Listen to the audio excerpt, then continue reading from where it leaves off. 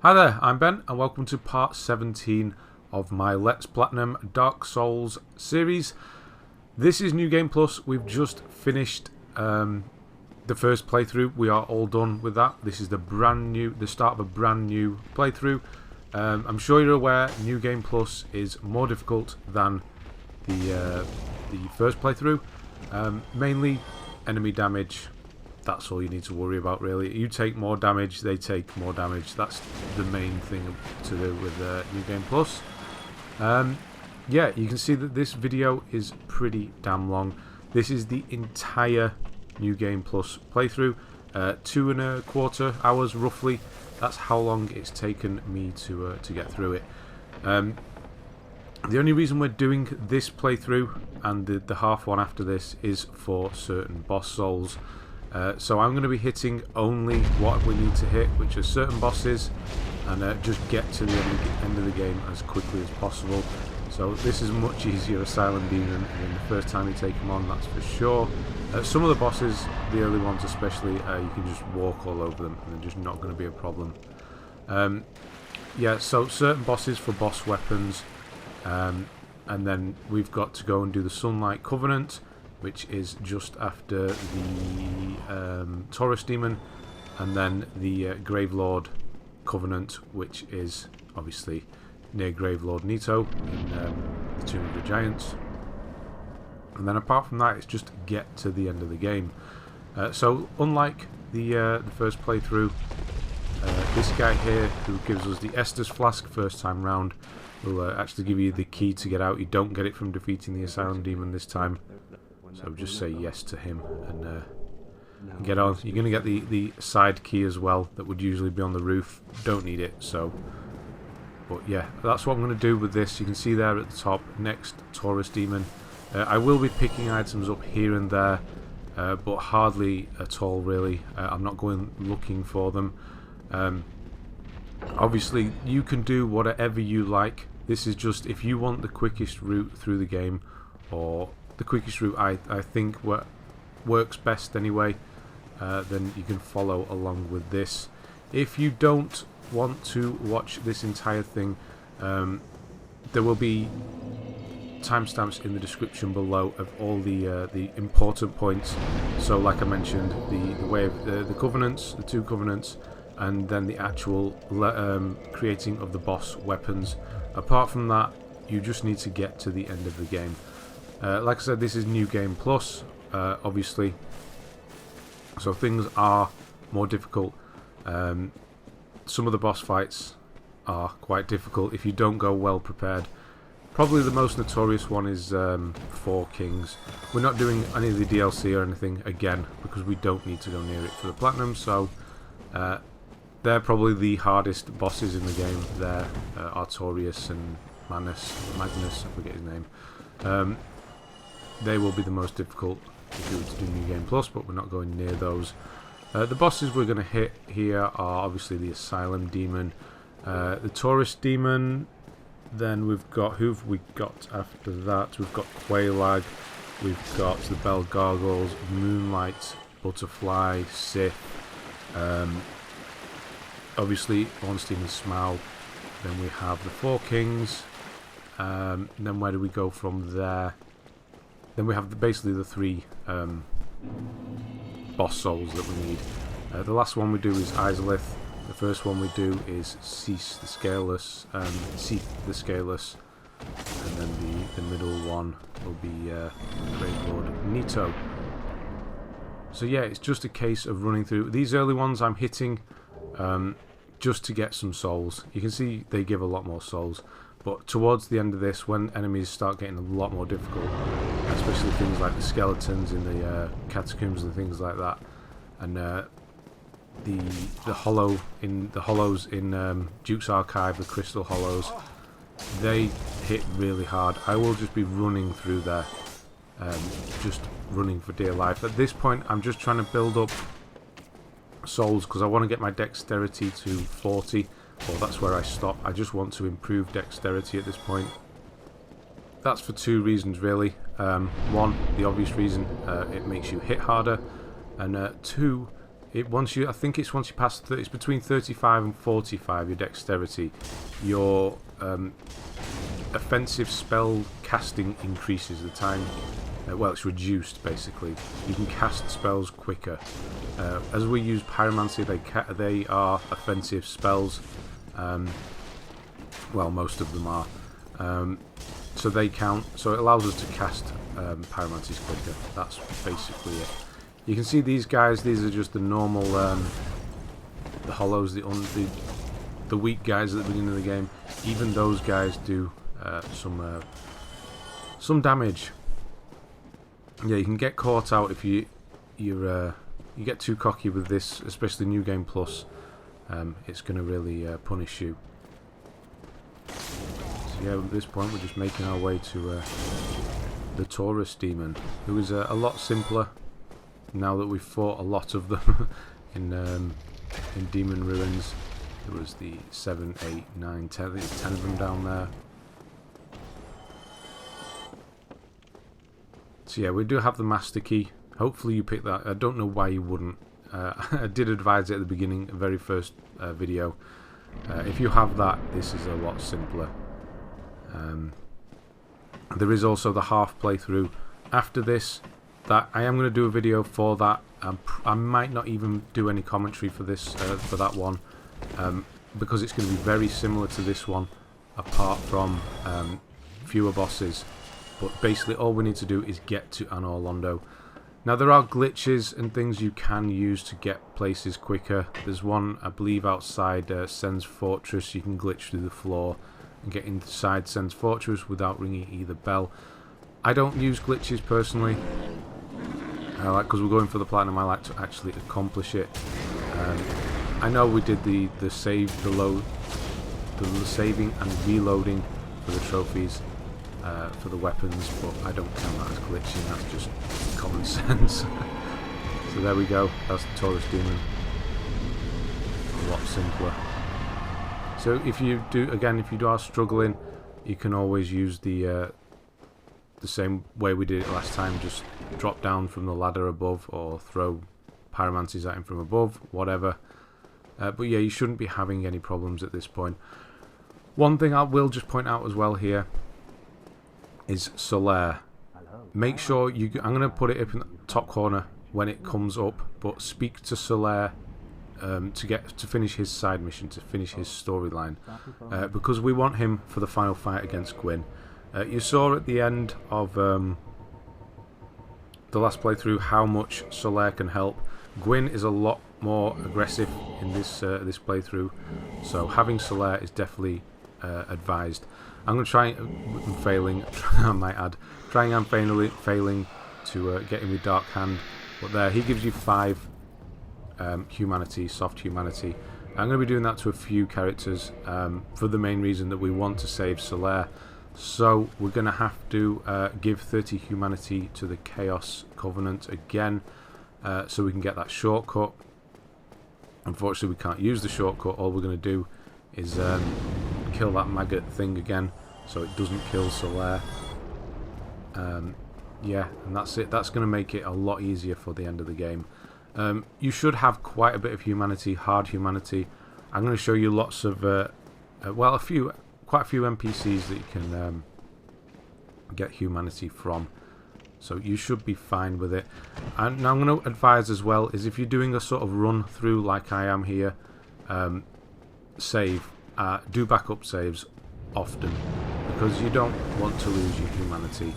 You just want to get through it as quickly as possible. With most bosses, I will stand outside the boss fog and I will do a backup save, and obviously I'll tell you because you'll notice it. It just makes life so much easier. If you can just, rather than having to even run back from a bonfire, even if the boss isn't particularly that difficult, if you're worried about dying, then yeah, just do backup saves. It's going to save a lot of messing around. Right, here is the Warrior of the Sunlight Covenant. Now that our faith is 25, you should have it at 25. I have been mentioning it very early on in the series to get faith up to 25. We can now join the Covenant. You're going to get the Lightning Spirit Miracle then. After that, you're going to offer the 10 sunlight medals. You may have more at this point. 10 sunlight medals. That's going to get you the Great Lightning Spear Miracle. And then we're also going to offer Gwyn's Soul that we just got at the end of the last playthrough. We do also need his soul for a weapon, but don't worry, we are finishing the game again, and it is only one weapon, so we're definitely going to get it. We'll have enough. Yeah, that's it. That's 3 of the... it's 3? Yeah, it's 3. 3 miracles that we need. Just one left to offer the Eyes of Death to the Gravelord Nito, and that will be the final miracle. So at that point, it's just a case of getting weapons and finishing the game. You'll see here, I am going to get the mystery key. That's where Lautrec is imprisoned, the guy with the golden armor. The reason I'm doing that is to get the ring again. Is it Favour and Protection? The one that breaks if you take it off. Just in case we need to take it off, or you need to take it off for any reason, or you did break it by accident. There's another one here. Wow. See, these guys, the ones with the spears, they hurt. And embarrassingly, one of them is going to kill me shortly. Try and get this pig's attention, this boar. You don't need to kill them. You can just run past him if you really want to. I will start running more for the rest of the playthrough. Just getting some souls together so I can get the dexterity up at this point. But once I'm sort of happy with where I'm at, I will definitely start running through. I mean, the video's only it's 2 3/4 hours. That is for a full playthrough of Dark Souls with quite a few of the bosses. There are some places we're not going to touch at all, like the Painted World, like Depths. Blight Town we don't go through. We do go to the bottom to get to Quelaag's domain, but we don't go through Blight Town. We use the Master Key and just take the shortcut. Yeah, so there's quite a lot we're actually skipping. It does make the game a lot more manageable. So there we go, the mystery key. 1 Firekeeper soul left as well. You can see I'm at +6. The Estus Flask only goes up to +7. Doesn't go any higher than that. So any Firekeeper souls you get after that, you can crush for humanity. It will give you 5 humanity, which is it's pretty good. I'll point out a few along the way, but I won't be picking any more up after this one. So yeah, here's where the death happens. Quick fade. Yeah, this was a really embarrassing one. Yeah, I just wasn't paying attention. It happens, and that's why we need to be making backup saves. Haven't done one yet, but I will be doing. I think the first one I'll do is when I get to Quelaag. Don't need to be human at this point anymore, so it's not a problem.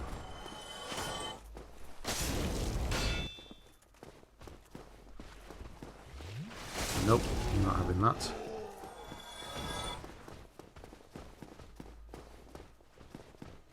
So I do open this gate up only for the reason that just to show if you're unaware, well, you will be aware, but in case you forgot how to open this gate and you want the shortcut back, this is how you do it. Just in case you die. Basement key, picks it up, we don't need it, so don't worry about it.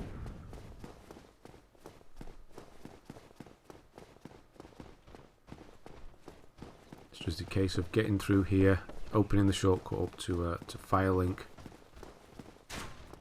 and then we're going to want to take Quelaag on now, basically.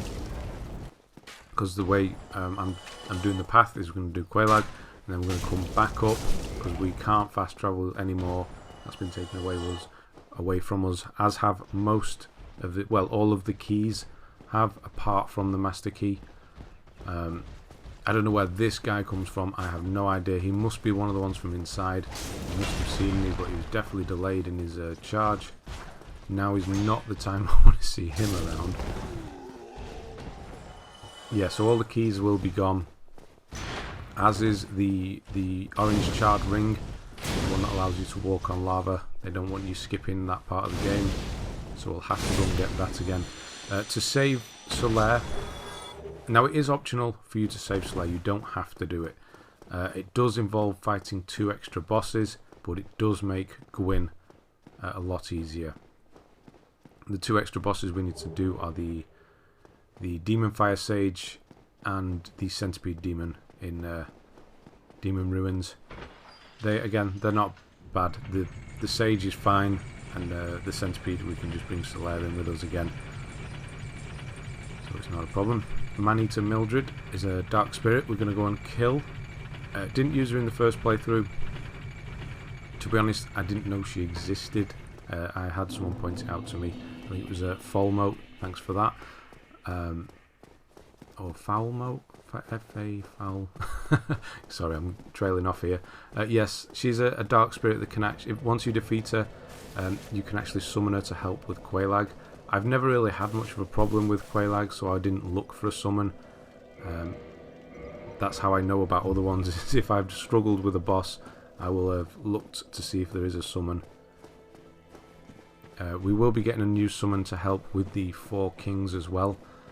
You do have to summon her to the Moonlight butterfly fight as well, otherwise she won't appear for 4 kings.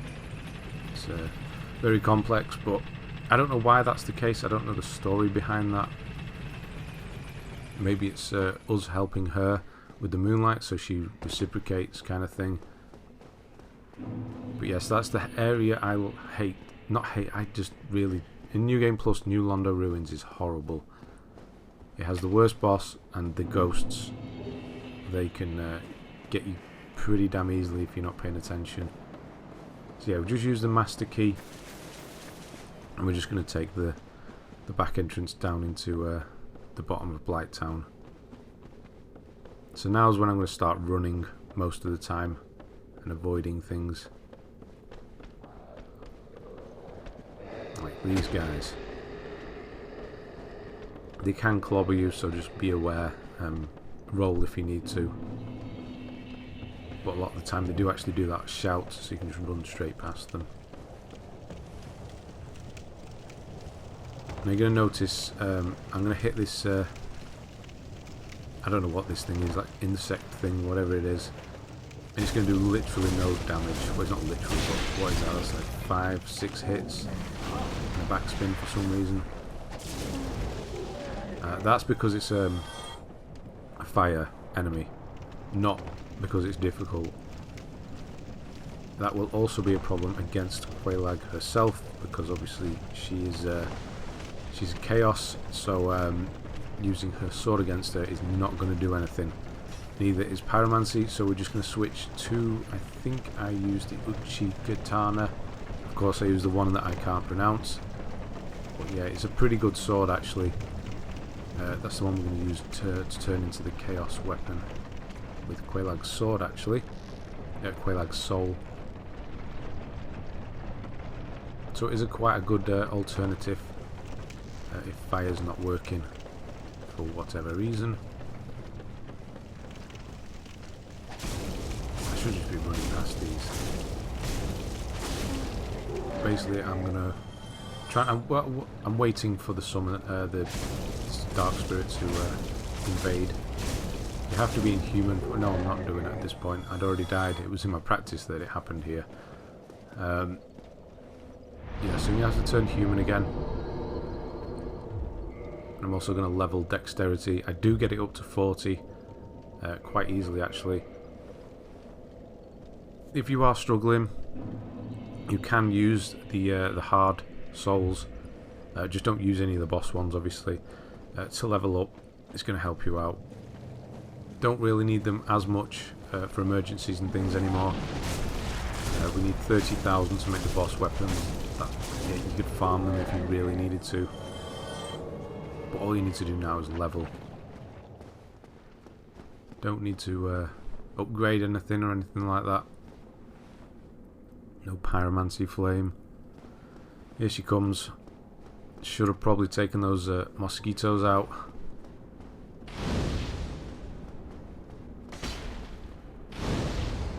She's a lot easier in new game. I was not expecting her health to go down so little with the flame.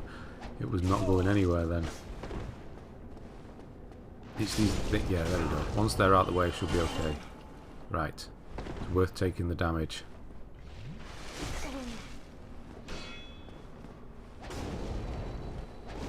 Trying to find the backstab, it's not there. I don't know why it's not. She's not hard at all. I'm just making it look difficult. She's very easy, but will come in very handy for Quelaag. Although she does literally nothing in this one that you're going to see. But if the AI plays nice, she can be very helpful. That's why it's not best to rely on summons doing all of the work, because the AI can mess around a bit. If it gets stuck on the chaos lava or anything like that, it's going to be a real pain. So quick rest there, and off we go. Now, if you're thinking you can save the bonfire at Firelink and then Homeward Bone back to save running up, that doesn't really work because we need to sit at the bonfire after Quelaag so we can teleport there afterwards. I was trying to make it work, but it's unfortunately we do have to run there and back. There's no way around it. Just let this poison wear off. Luckily, if you do get poisoned, I didn't then, luckily. I could always use the rusted ring if you want to be quick through here as well. But yeah, you've always got purple moss. That all carries over as well.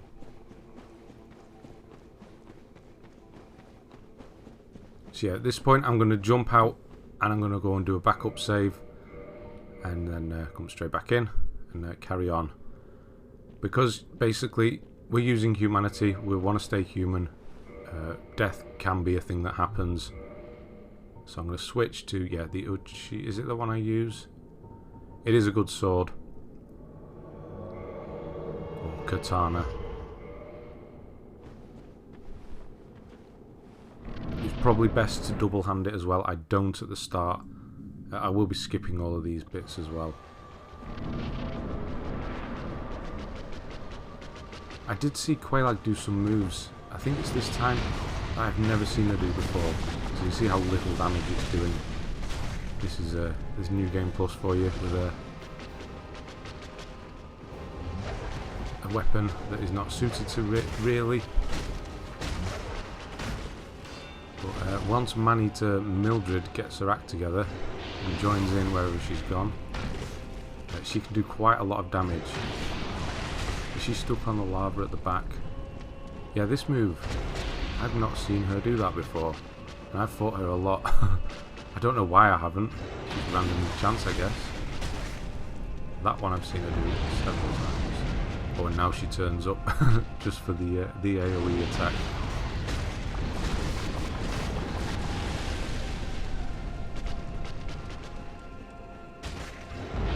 So you saw there, she got hit in. That was quite a lot of damage. I think it's best part of one of the bars there. I think she can kill Quelaag on her own if the AI is playing nice. There, that was a full bar.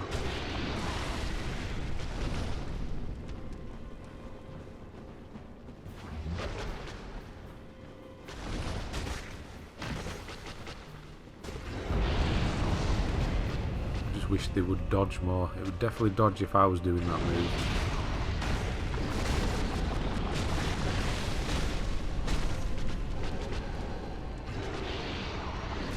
Yeah, I don't know why I'm not double-handing. You don't need to block Quelaag ever.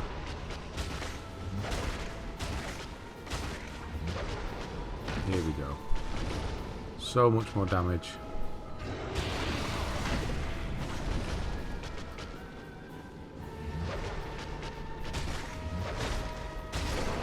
So yeah, the old tuck into the right-hand side is the best thing to do with Quelaag, like it was before. I mean, I don't know what Mildred was doing over there. She just run into the lava again. Yeah, that didn't go so well. So yeah, if you need a bring her in. If not, don't worry about it. Get the good old blade back out. Now I'm going to go and do Ceaseless again. Do it now just for the souls, that's all. We do have to kill him. Anyway. So I might as well do it now. It should be like it was last time, really simple. You just run, pick up this armor set again. You can pick this exact same armor set up.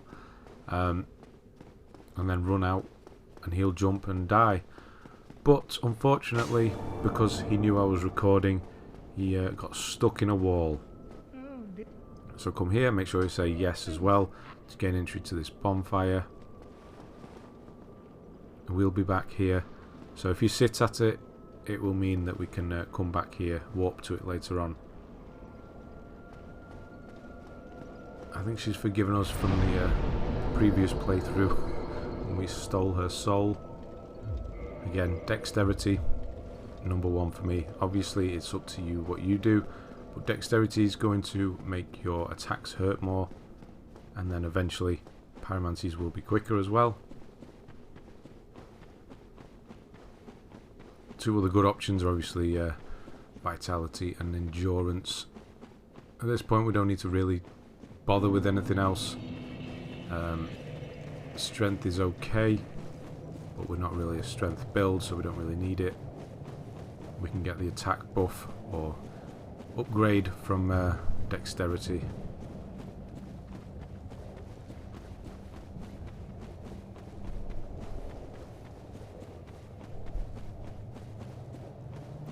Lots of running in this one. So yeah, this isn't going to go well. I don't know what happens here. I go and grab the armor, wait for the first attack, run away, turn around, he's not there. I was going to call it and just reload the save and do Quelaag again, but I did manage to get him to move, so I've left it in. Just in case it happens to you, I suppose. I've never seen it before, but he basically walks through the floor and gets stuck.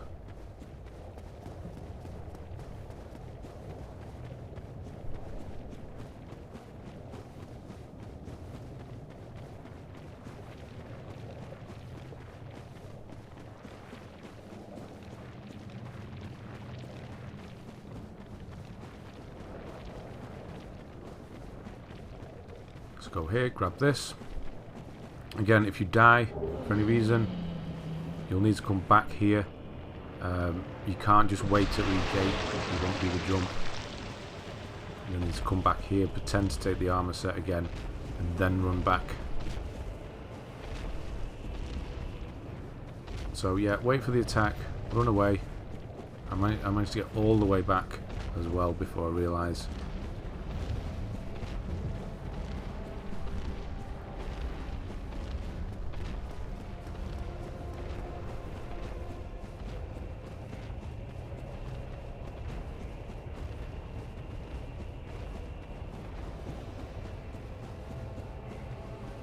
So yeah, I thought I was getting away with it because he didn't hit me from behind.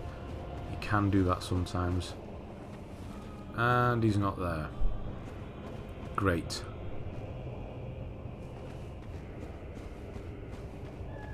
Guess we're going to have to go and see what's up. I can see him at the top there. You can see him stuck in some sort of animation.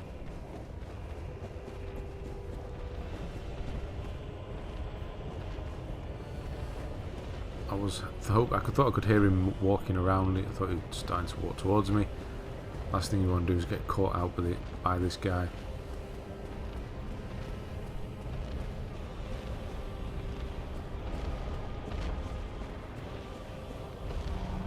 There he is, stuck in the floor. It still hurt me though.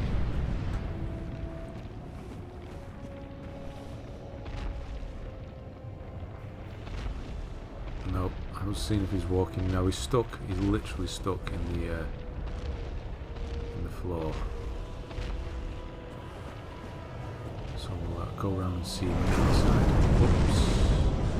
I mean, that was clear then. I'm well round that corner.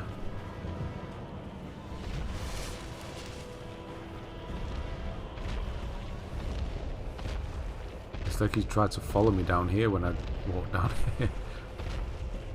Yeah, so I thought I'll give it one chance. See if I can loosen him up.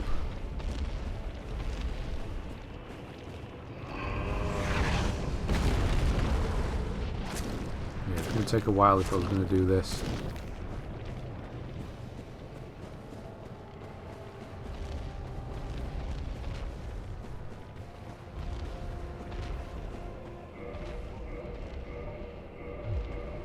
Going to go back and see. There, he's gone.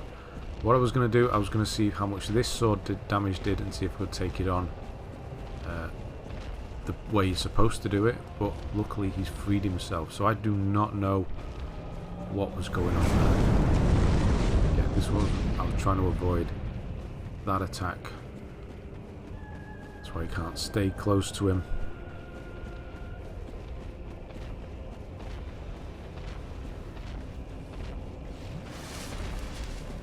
Comes. You see, the sword is actually pretty damn good. It does quite a bit of damage. I know it doesn't look like a lot, but it's not bad. Just a basic +10 sword. Right, let's get the hell out of here. I'll be using Homeward Bone a lot, and I'll probably annoy people by not actually putting it in the item slot. I just don't really like using items in slots. Just in case I leave it there by accident and need to Estus and it's not there, it's something else instead. So yeah, you should have quite a few bones. We get them after every boss anyway. So a bit of leveling. And now it's the long old slog all the way back to Firelink Shrine. So I don't think there's anything for me to say, so I'll join the commentary again once we get back there.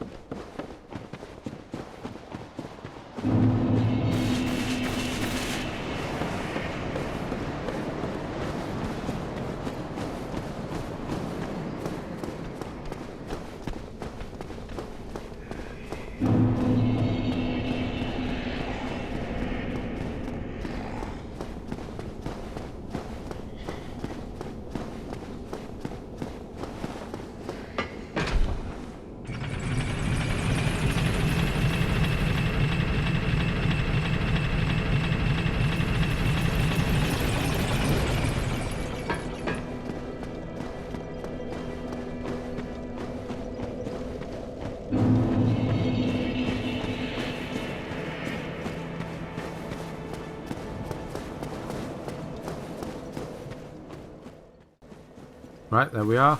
Back at Firelink Shrine. So yeah, the reason I went and did Quelaag first there was because everything else is the other way. She's the only one that's kind of out of the way at this point. So everything else we need is up here. So we're going to do the Bell Gargoyles, and we're going to do Moonlight Butterfly, Ceath, and then go through Sen's Fortress, Iron Golem, and eventually onto Anor Londo. So yeah, all the stuff you remember. Next thing I'm going to do is actually go and kill Lautrec, get our own back. So the Firekeeper in Firelink is not going to die this time, because we're not going to save him, we're just going to open up his cell and kill him. That's going to net us another Ring of Favour and Protection, just in case we need to take the first one off. We shouldn't do though, so it's just a spare really, just in case. So being human here is not essential. The gargoyles are fairly easy even on your own. Yeah, we're not going to wait for you to try and parry us. Yeah, there's one of these guys. So when they are enchanted, whatever this is, have that blue aura around them, they hurt. So be careful, don't get ganged up on here. They will make very short work of you.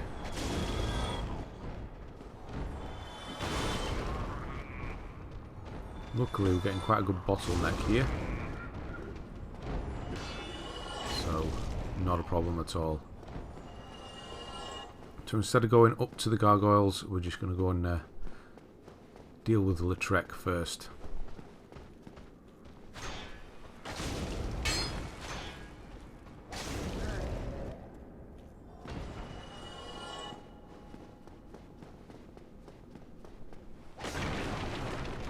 Obviously he's in a small cell here, so swinging around with a sword is probably not the best of ideas, so it's pyromancy all the way with this one.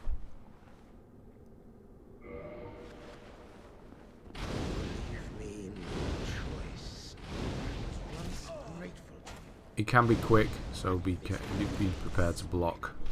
There's an extra one just for good luck.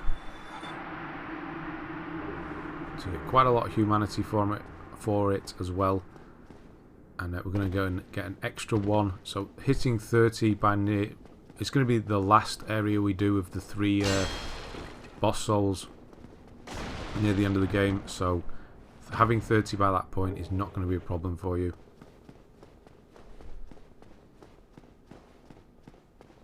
It should be fine, and you can always farm it as well if you really needed to. You can use rats. I think you can actually use the blue tentacle thing. Yeah, you can. You can use the blue octopus tentacly creature things in Duke's Archive as well. They might be a better option, to be honest, because we're not going to depths at all.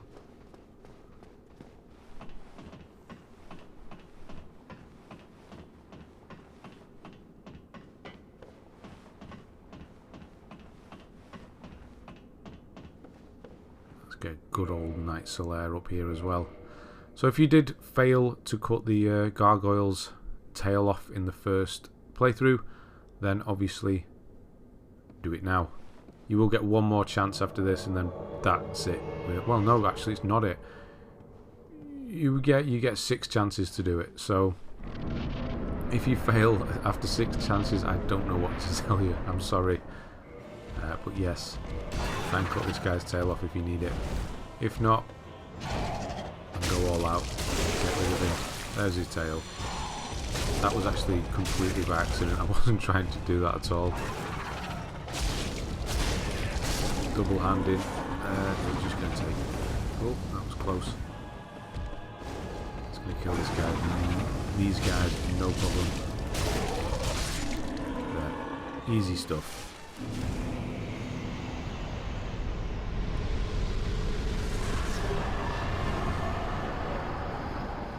So next we've got to ring the bell. Obviously, we need to do that to continue on. This guy below us, the Pardoner, he's not here yet, but once he does appear, if you do not have a Ring of Sacrifice, buy one from him, because we will be going to see Seath the Scaleless again. So yeah, you'll need one, because you will have to go through that death It doesn't affect your humanity. You will still be human once you die as well. So yeah, make sure you grab one of those. There we go. That's both bells rang. That means we can now leave if we need to. Go to Anor Londo. But first we're going to go and get a couple more boss souls. Him there. So if you need an extra ring of sacrifice, you should have quite a few. You may even have some of the rare ring of sacrifice as well.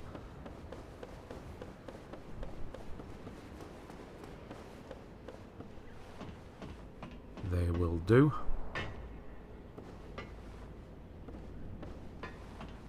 Nope, pressing circle too early. I wasn't actually on the ladder yet. This channel is just hanging out. I don't know what he's doing.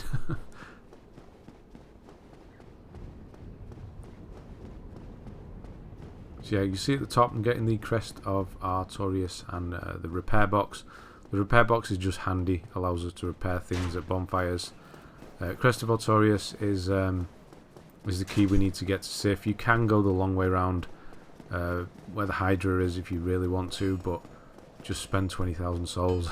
That 20,000 is not a lot anymore. If you need to, just use some hard souls. You should be fine though. I think I get one level here, so it's going to leave me more than enough anyway.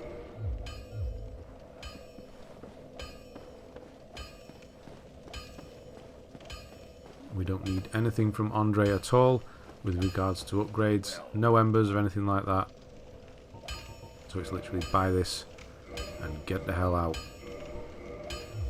Don't get yourself killed. I would call this a speed run, but it really isn't. I've seen people do this game in like half an hour. So over 2.5 hours is not a speed run. But compared to 16 videos, it definitely is.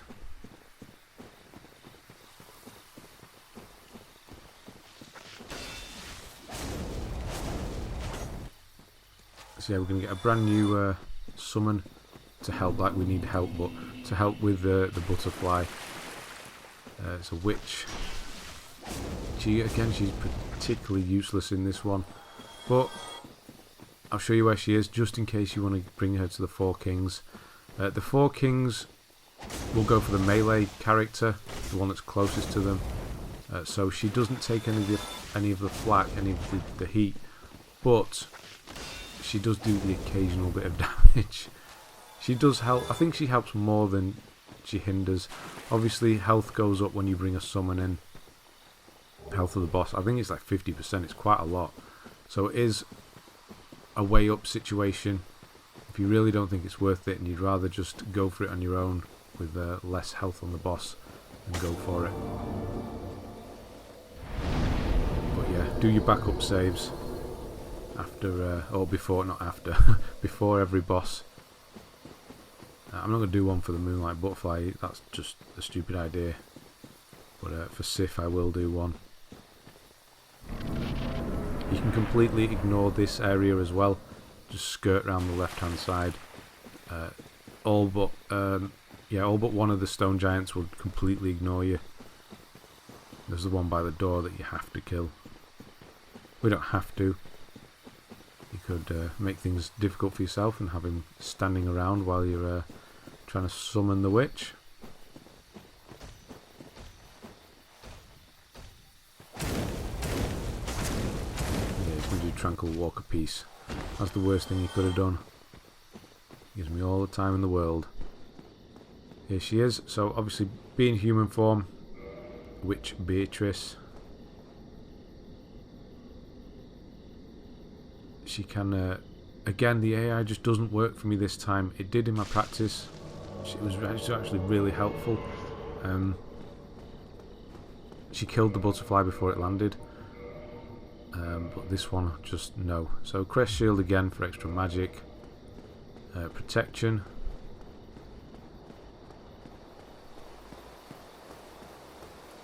Just make sure she's coming up the stairs. Here she comes.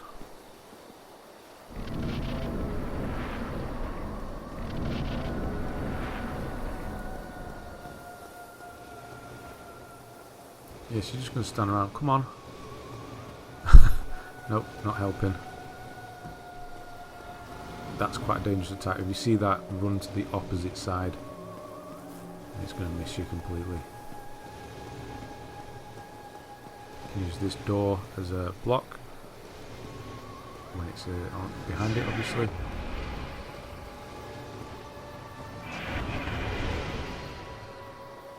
She's still... There we go.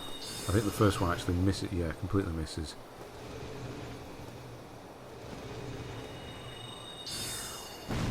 That's better. So you can see how she would make short work of it, but Butterfly actually lands pretty quickly this time, so I'll do it myself. There we go. So all we need is the soul from the Butterfly. Don't need the Divine Ember or anything that's up in the castle, the tower behind us. So I'm just going to bone out of here and get back to the bonfire, so we can go on take Sif on. Obviously you need to do Sif for the Covenant of Artorias as well, but the Butterfly is optional, and that will be the last time we see the Butterfly. We're not going to be going there in the next playthrough. No need.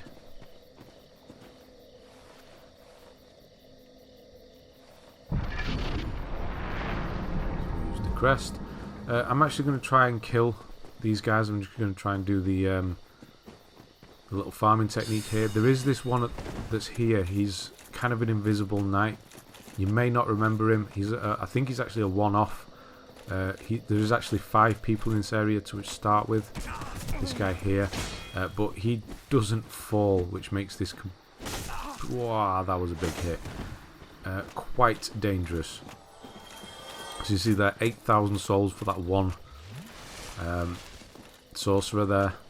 So it is worth maybe just doing this once and clearing the area out, but watch out for this guy.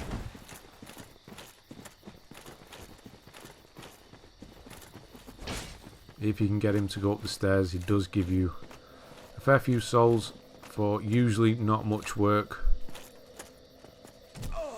There he goes. He is worth more than the others. There we go, 9,000. I'm not going to bother. That didn't go so well. So I'm just going to leave the other 3 and just run past them. You can just keep running and get to Sif's door. And by that time they will have stopped chasing you. You're going to see a couple of moments where they're on my heels here. For some reason I thought you could step over these stairs and drop down, but that is not the case. And they're here. They are not messing around today. So look for the bright light in the distance and head that way.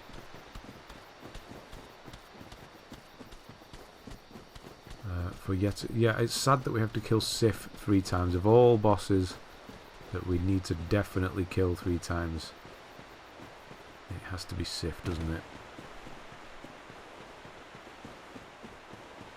And I try and kill him fairly quickly because I don't like the animation when he's nearly dead, and I don't do it quick enough, so it is going to happen here.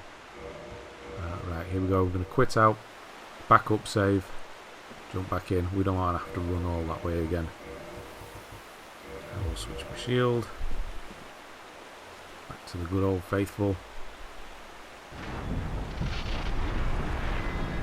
Use a bit of pyromancy, so it allows us to leave block up. Although Sif's quite easy to dodge for the most part, unless he does that double twirl one, that can be quite hard to dodge.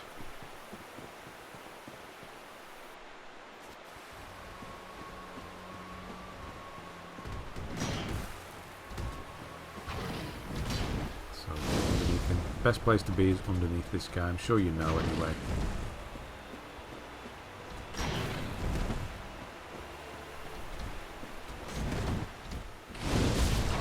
That was not good. That was not underneath him at all.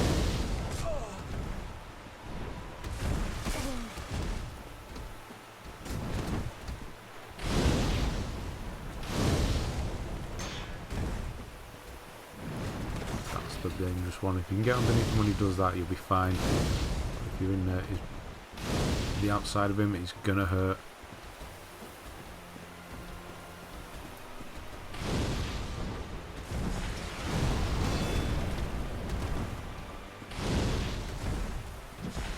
Fireball's actually not too bad against him, because even if he jumps away, it's still going to be, it's not going to be wasted. Oh, that was lucky. Should still be able to reach him.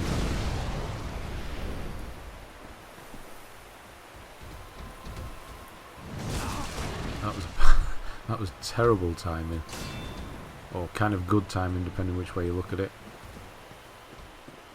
But yeah, you can see he's starting to... Is he slowing down yet? It's not the horrible animation yet. It is coming up. Here now. He's limping. He's swinging it. It's horrible. So let's just quickly get rid of him. Not to suffer any longer. Don't need any of this, the Hornet Ring.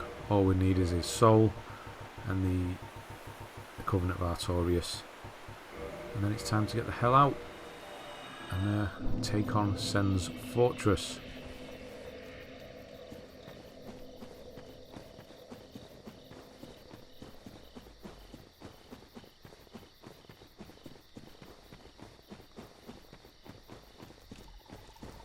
You may have struggled with Sen's Fortress first time round. It can be, for new players, it's a bit of a nightmare. But running through it is actually very simple. Not very. It is simple. Once you know it, that's all the surprises are gone. You can just ignore most of it.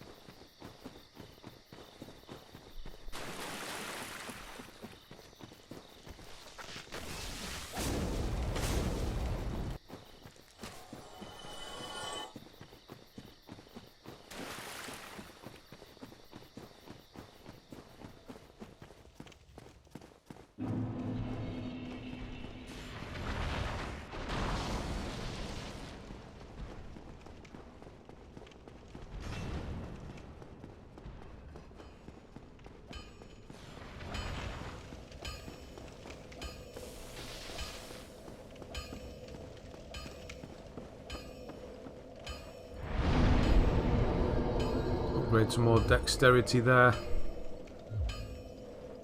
Yeah, the one thing with the New Game Plus that you're going to notice the most is how little damage some of your attacks can do to some bosses and just enemies in general.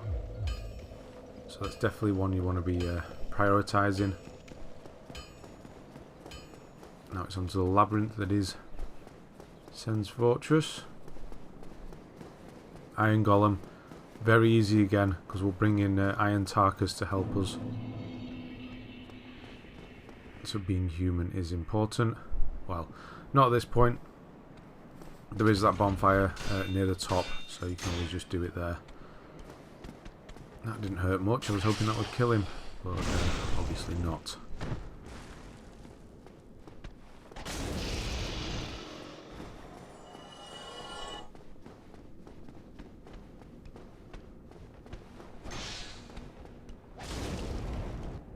No backstab, there it is.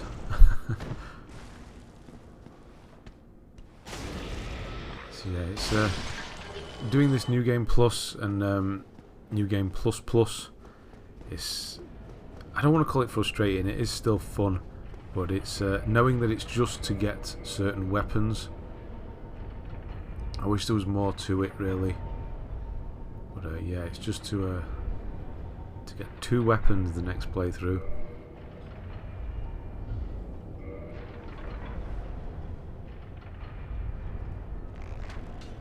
Nope. I'm just going to try and poison this guy. It's going to help. Yes, did it hit him? I think it did. Getting the timing all wrong there. There we go. Yeah, so it's just going to help a bit. And weirdly, this guy's not here. Don't know where he's gone. Just going to bring his damage down. These man serpents. They can do quite a lot of damage pretty quickly.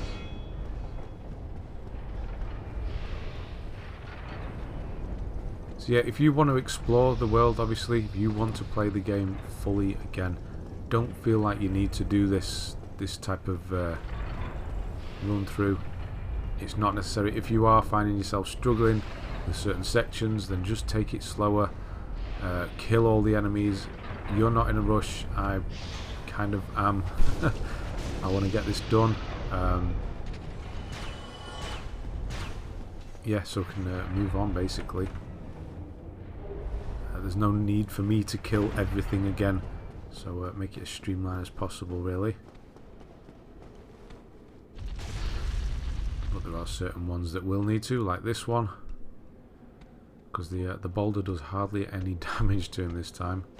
Or is it outright? I think it outright kills the other one, doesn't it? The lightning guy. It's 2 for this guy. So I think he's going to get me here. Yeah. We'll just send him over.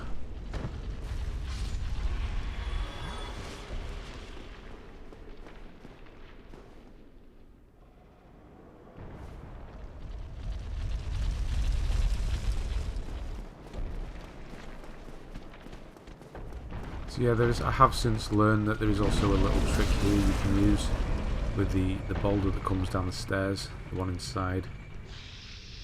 So yeah, he doesn't get hit and killed in one go either.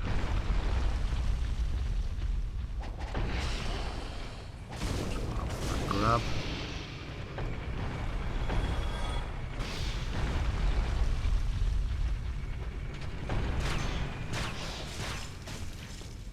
Nearly. He's got so little life left. If only that other one had hit him as well.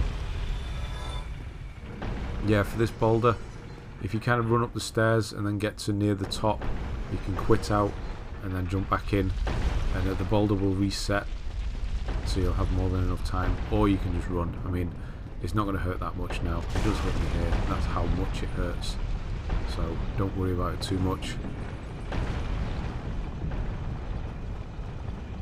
But yeah, no extra stuff this time. We're just trying to get through here. So when you're not doing all of the side stuff in this game, or you're finding everything, you can actually run through it very quickly. Obviously it's not the best way to play this game. But, can be done. So yeah, get as close to this one as you can, and then get ready and run. That was close.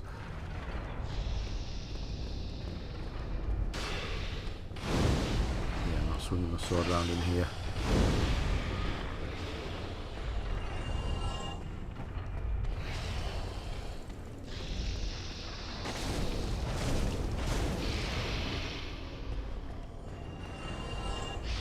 Have to use poison arrows on this guy again. I do have fireball, so I could have used that, or anything that hits from a distance. I think if you're lucky you could just run for it, but this is the narrowest part and we're at the top, so it's probably best just to be safe. We'll let the poison do its thing. There we go.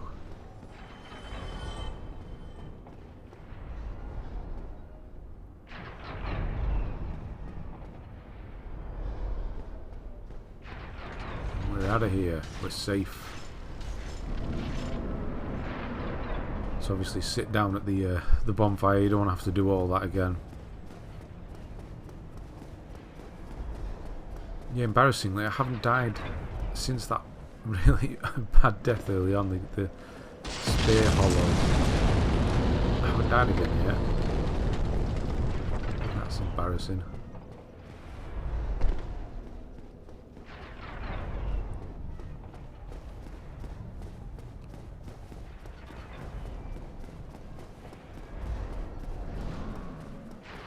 There is a trick way to beat trick.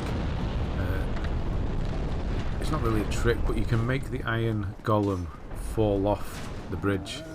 It's you have to get him in a very specific place. I do try and do it this time. He does fall over, but he doesn't fall off the edge, unfortunately. But yeah, feel free to have a go. It's quite funny to watch. I will be going killing the giant on top of this tower as well, for the simple fact we don't want him throwing fire bombs while we're trying to take on the iron golem.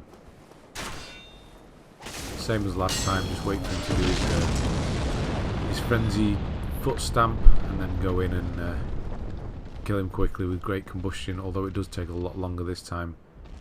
A lot more of them. So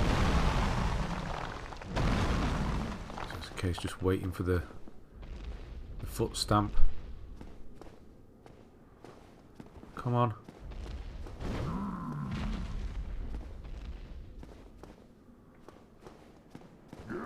There we go. Tire himself out.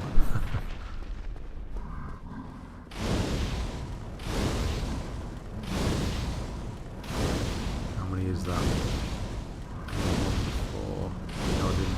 So is that 7, 8? I'm out. Yeah, it's a full 8. That was Great Combustion as well. I don't even know why I'm waiting for that Titanite chunk. No use for it. So yeah, hopefully you're human. If not, you will go and have to go and go back to that bonfire, and then we're going to get Iron Tarkus to help us again. I'm not sure whether he can fully kill the Iron Golem on his own this time. He probably can, but I'm not going to give him the chance this time. I'm actually going to help him. I'll run in and do quite a bit of the work myself.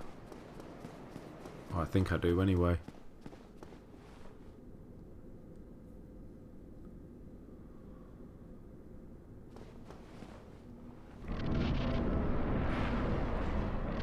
Same as before, wait for that first attack. And then get underneath him.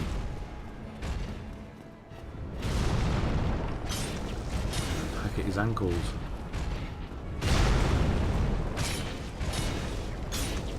You see him start to stagger around, and when he's doing that, just keep going. And then eventually he'll fall over. I think that was actually Iron Tarkus that made him do that then. I'm just going to hit fireballs, why not? Quicker. Come on, Iron. There we go. That is a dead Iron Golem, but it's not. There was so little health left there. There's still a hit left. Yes, very easy, very simple now. Should be used to dodging large enemies. And there we go. We're in Anor Londo. Just over an hour. Not bad going really, considering we're not using any glitches or anything. So that's going to be about the length of the next video. It's going to be about an hour, because we won't have to kill the butterfly. It's just a case of exactly the same as what we've just done without the butterfly. Doesn't really add that much time on anyway. We could probably try a different route maybe. We could go through from Quelaag's, come up, go through the Valley of Drakes, use the lift there to come up in Darkroot Basin, and then go to Seath from there. That might be quicker. I might give that a try, see if we can get the time underneath an hour. But yeah, I'm probably not going to do, I might do like a bit of an intro at the beginning of the next video, but it's going to be exactly the same as this, and then when we get towards the end I'll jump back in. But it's just going to be gameplay for anybody who wants to see it. It's going to be the same. The jump between New Game and New Game Plus is it's quite a lot of a change compared to New Game Plus to New Game Plus Plus. There's not that much of a drastic change. This is a Let's Platinum series after all, so I show you literally everything you need to do to get the Platinum. So I am going to add that video on the end, just to say do New Game Plus Plus is not really a help, is it? If you're struggling for any reason and you want to follow along, have the same stats or whatever, then yeah, it'll be there for you. But just know the half playthrough is just to get Seath's soul and then make it to Anor Londo, make the final thing with the Seath's soul, which for us will be the shield. We're going to do the other sword this time. It's very important that we get that right. and then Gwyn's sword as well. Yeah, these guys, I do not like these guys. So I did say we would be making the boss weapons at the end of the video. I'm actually going to do it in the middle. Once we've beat Ornstein and Smough, that's all the souls we need. So we can do it once we've beaten them. We've already got most of the ones we need. We're going to go and get Gwyndolins now, which is fairly simple. We already have the Darkmoon Seance Ring. That carries over. So we can open up that area straight away now. And we'll go beat Ornstein and Smough. And then we're going to make the weapons. Thankfully, that is those guys done. Unfortunately, it's not the last time we're going to have to do it. So I did skip the gargoyle that you saw before. If you need to get the axe, make sure you kill it. I'm going to skip this one as well.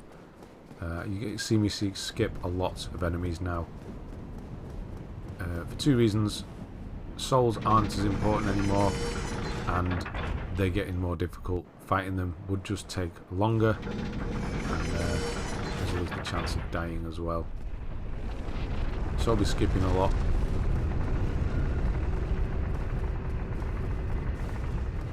That weird little jump there. It seems to do it every time.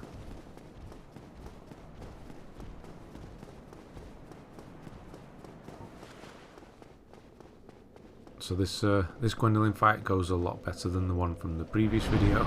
So I'm going to put the Darkmoon ring on. Get that extra attunement slot as well. It's quite a good ring to have on. It is just a shame that we kind of restricted to one. So that's why I showed you where the ring of favour and protection is. In case you want to switch around with rings, you can always put it on again afterwards. So here we go. No need for any covenants this time. Just jump straight into it. And same as before. When he does the multiple one, hide behind the column. When he does that one, dodge. When he does the arrows, just snake. And that's all there is to this boss.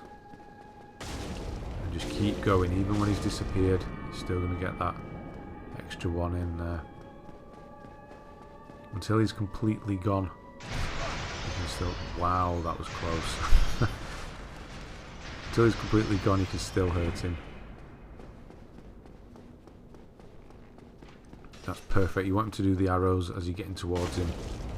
Gives you a big opportunity to get some damage in.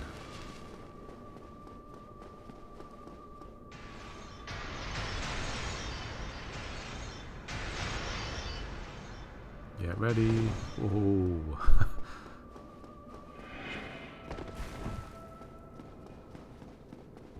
Come on, do the arrows. Does the arrows, we finish him. I know he does them. That's why I'm saying it. And that's him.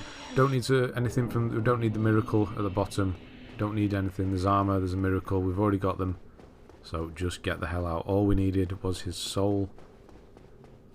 And next on our list of things to conquer in New Game Plus is the Orlando archers. Oh god. Right, nearly up to 40 on dexterity, so I'm going to stop when I get to 40. You can carry on to 45. It's going to help increase the speed of pyromancies. But the diminishing returns, basically, it doesn't increase your attack power, your R1, after that.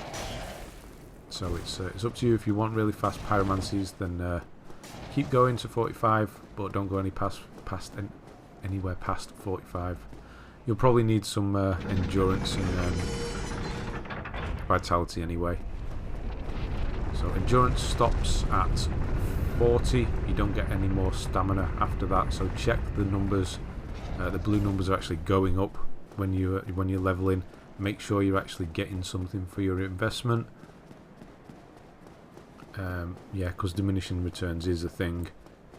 You'd be better off maybe just putting some in strength if you need if you're not getting anything from dexterity or endurance or health, whatever, you got that extra few points from putting some stuff in strength, and go for it. So I'm going to cheat a bit here. Well, I'm not going to cheat. Well, I suppose I don't know what hit me then. I have no idea. But I'm going to get to the top of here. This bit in the middle. I'm going to jump out. I'm going to do a backup save, and then I'm going to come back in because I don't want to have to do these guys again. It makes them stop firing as well, actually. So same again. Run up, shield up, roll even is probably a better option because it seems like they hurt even more this time. And then yeah, pyromancy. Don't use your weapon because you'll move around on top of here, and that's not what you want to do. Pyromancy, you don't move. Makes that a lot easier. So yeah, speak to Solaire in here. This is important. Every time you see him, make sure you speak to him. You need him to move on to where will it be next? I think the next time we actually speak to him is in Lost Islets after the Demon Centipede. So yeah, speak to him, rest, do what you need to do. And yeah, next is Ornstein and Smough. This time we're going to get Smough, giant Smough, so we get his soul. I'm just going to open up the shortcut first. So I'm going to just skip all of these Silver Knights. Cannot be bothered taking them on. I need to do the ones at the shortcut door because they can get you if you're not careful. But the rest of them, like the guy on the right, I'm just going to run past them all. I've killed enough of you for a lifetime.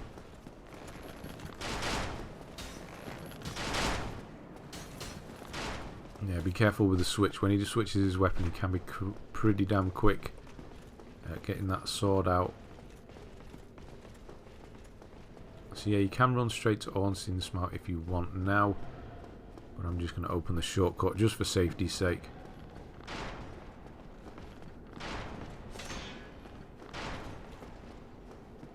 I don't like these ones with the spears. I can never find the backstab on them. It's in a weird angle because of their attack patterns. That's not, it's like, it's weird.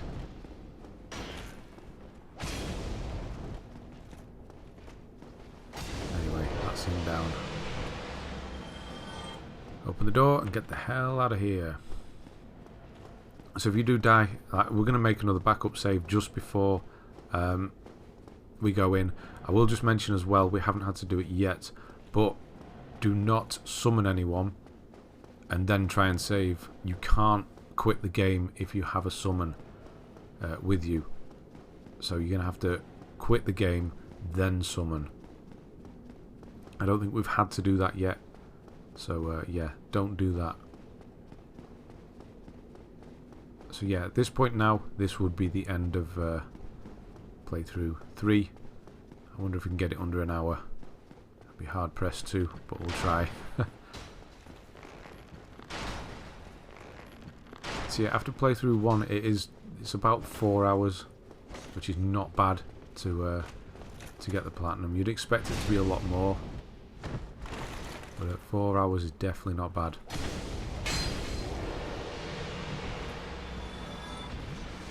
Fair few souls from those guys now. Nearly 4,000.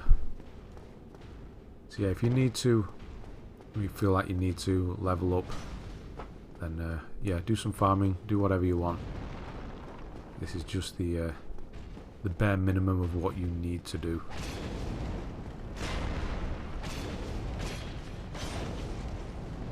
And watch out for these guys heal. The worst thing these guys can do is heal. Stay on them. Otherwise you'll just be going around forever trying to kill them. There's good old Wrath of God, or Wrath of the Gods. Wrath of God's a magic card. There's one down. I think you get quite a few souls from these guys as well, actually. 9,000. That's nothing. Play through 1, that would have been everything. Could have been farming these guys all day long.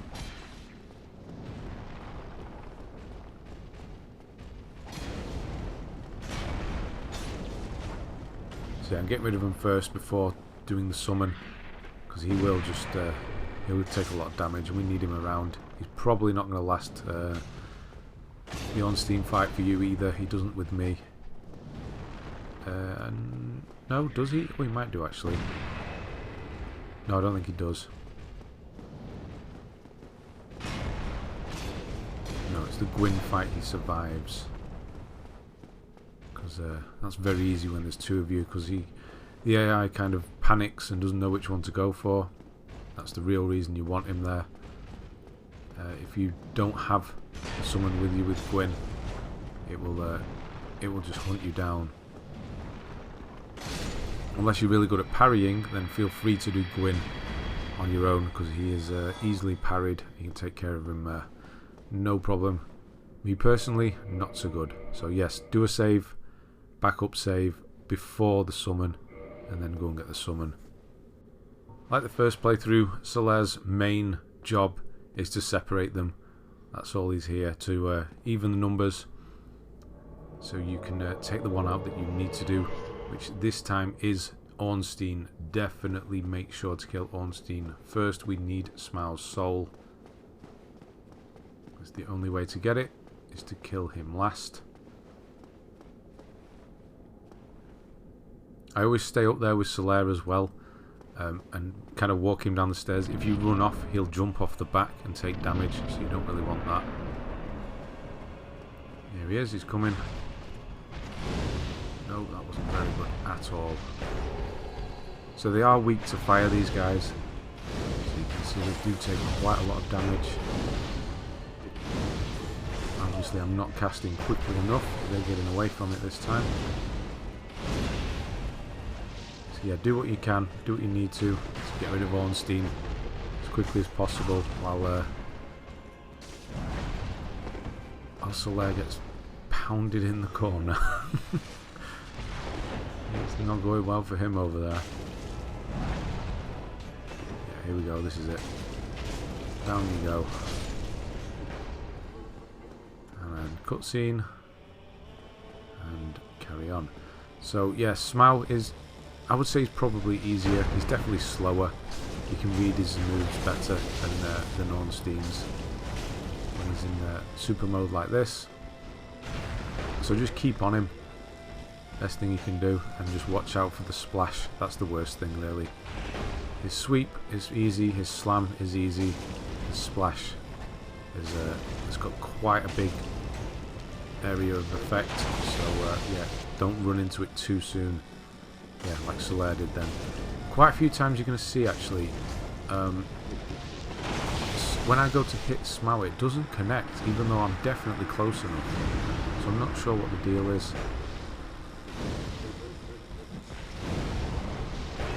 With a few of these. No, that would have been it. That's a bad one to miss. You have to. Yeah, that definitely hit. That definitely hit. That definitely hit. I don't know what was going on. They definitely looked like they hit to me. Anyway, there he is. Down. You should be familiar with this fight by now. We did just do a backup save, so if not, you've got plenty of practice there. You're not going to be losing anything. And then onto the Lordvessel, which is going to make this game a lot easier, because we can just warp around. This is the best part. This is the best part of Dark Souls. When you open this door, well, alright, yeah, for two reasons. One is quite obvious, one not so obvious. Not so obvious one is the Lordvessel. Once you have that, it's just, yeah, you can just warp around. It frees you up so much. It's makes things a lot better. Right, now we have all the souls that we need from this playthrough to make boss weapons. We're going to go and do that. So we will never have to come back to Anor Londo. Well, we technically do. We go back to the original bonfire. That's just to get to the Duke's Archives, though. We're not coming back to Anor Londo again after this. Obviously, if you need to for any reason, you can, but I'm not going to be.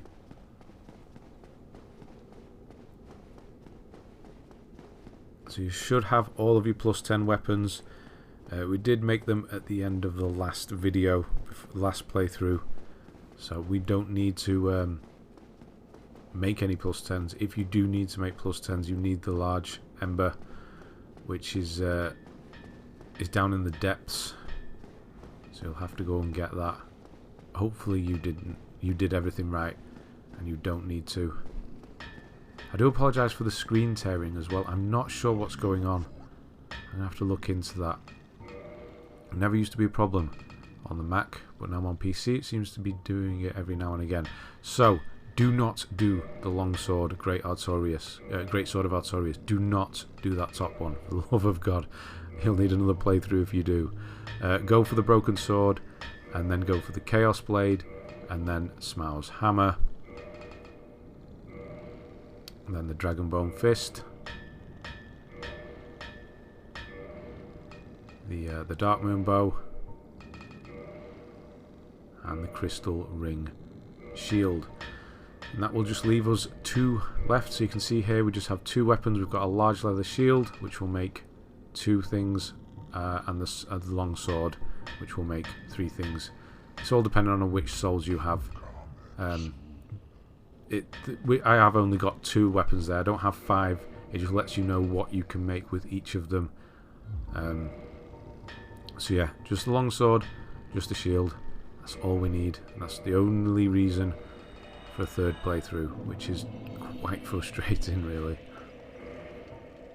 Even if you it's just Sif's soul. You could do a quick save thing with Gwyn's soul if you needed to, with the miracle.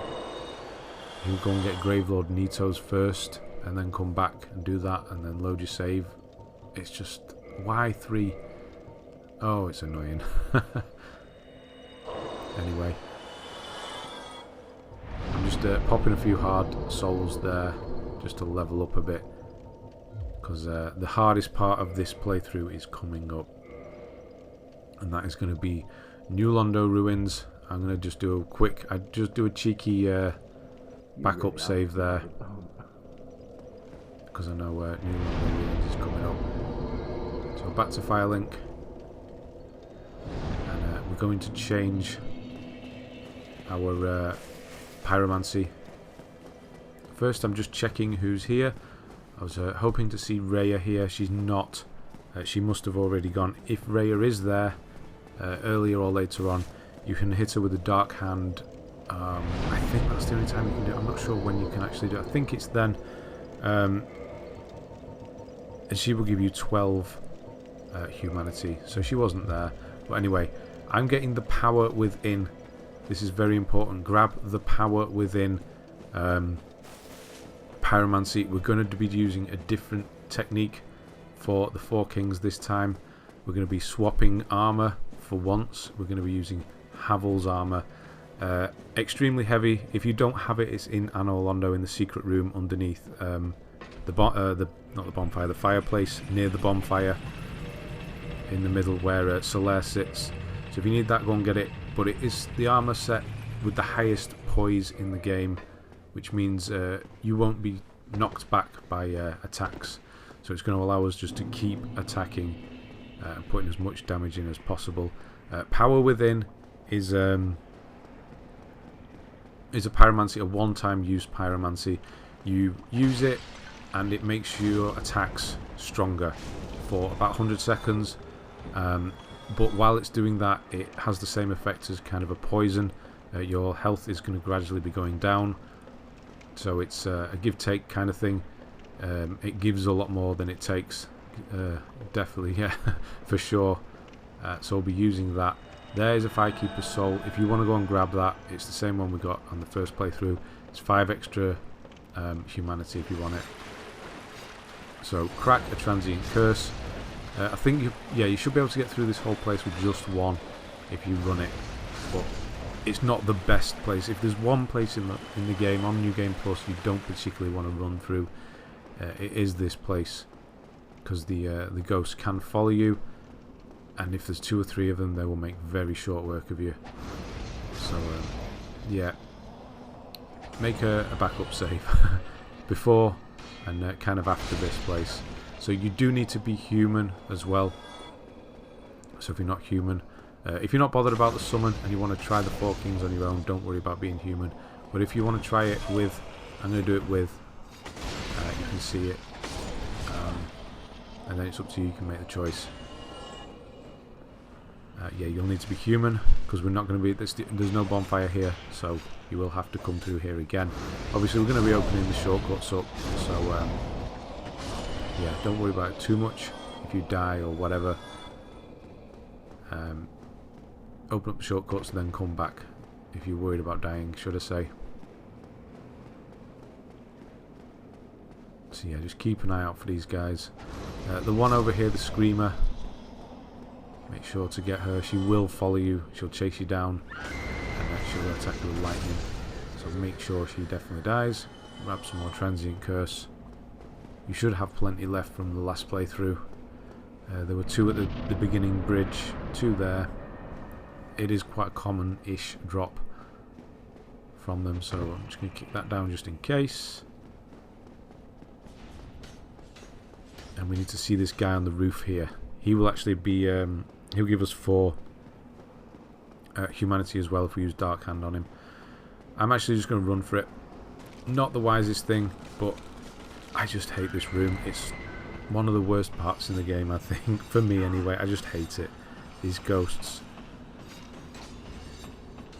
You try and block the grab, and they still manage to get through your shield. It's just everything. They go through the walls so you can't hit them. I cannot stand them.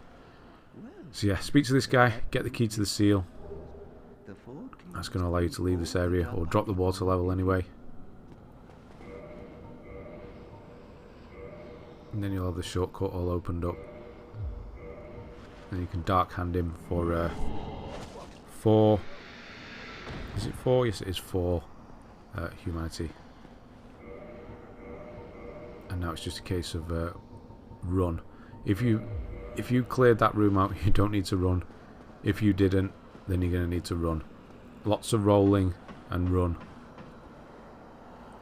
Rolling's probably better than running, because you'll get your iframes. But yeah, be aware, there are lots of ghosts in this building. So just keep moving. There's one on this corner as well, so beware of that one. And just keep going. The screaming one from the middle will chase you down. It takes her a while to get here though. Should be able to use this. And drop the water. There is another way in, obviously, to the bottom of New Londo ruins, but you will have to go through a load of drakes, and I can't see that being the better of the 2 options, to be honest. So yeah, this way's, once you've gone through it once, you only need to go through it once, because once you've opened this the shortcut, the drop down where the Wraith is from the right at the beginning that I showed you in the first video we did on New Londo ruins, you can just use that. But we're going to make it a backup save anyway, so you shouldn't need it. So yeah, this is where the Valley of Drakes is. So if you really want to take the Drakes on, do that. I'm actually going to show you a little skip that I found as well. It's not the easiest thing to do, but it is possible. It's to run up this little hill of skulls here, and if you just get the right angle and then jump, you're going to see me fail first here. So yeah, that wasn't the right angle. But if you get the kind of right angle and then jump, you'll come up here, and you pretty much miss the middle section out, so you don't have to fight the blob and the wraiths in that middle room where the shortcut is up to the top.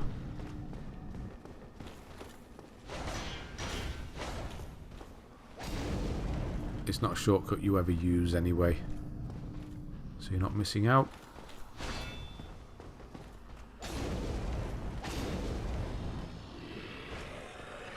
So So yeah, kill these guys. You want to completely empty this area out because you're going to be getting a summon. And you don't want her. It's the witch Beatrice again. You don't want her trying to take these on. She will die very quickly. So yeah, this is the shortcut. This is where you drop down. Just ahead of me there. Yeah, he's waiting for that backstab.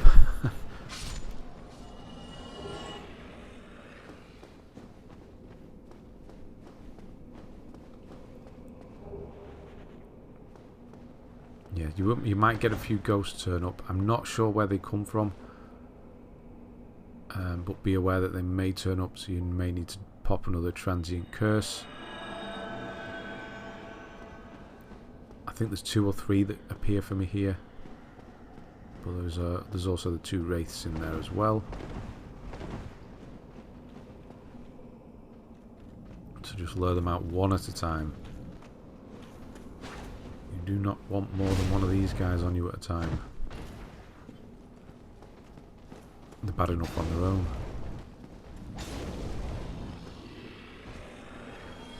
I think this is when all the ghosts turn up. Yeah, here we go. So I'm not sure where they're coming from. But they're not giving up. Yeah, you don't want any enemies around before the summon, because she'll try and chase them down, and she's not cursed, so she can't kill them. She'll just constantly stand there trying to shoot them.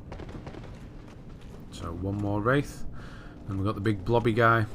Just make sure you don't get the poison spit off here. It's not actually poison, but he does it's like a gunk attack.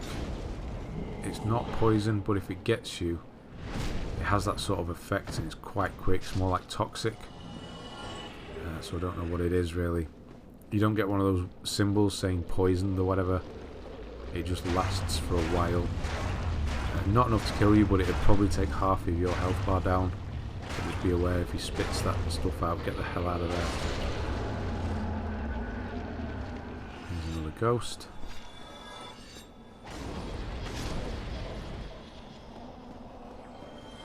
Come past this. One more wraith left. We're at the boss door now anyway. So from there, go right. Watch out for this guy. And then the summon is actually behind me now. So it's actually quite a well hidden one, this one.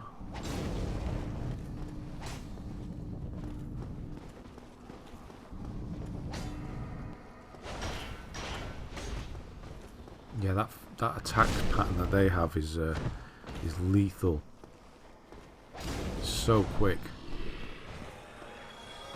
So yeah, once they're dead, you know it's clear. Come around here, make a save now. Not now, sorry. Actually, you can get changed first. But make sure you do it before summoning. So you want the ring on, so you can actually step into the abyss without dying. And then we're going to put in the full Havel's set on. It's going to allow for maximum poise. We're going to stick with the Fury Sword. I'm going to take everything away. Just trying to reduce all weight. You see him fat rolling like mad. Doesn't matter. We're not running. So don't worry about it. So jump out, make a save. Backup save, that is. And let's go. So the idea is drop in.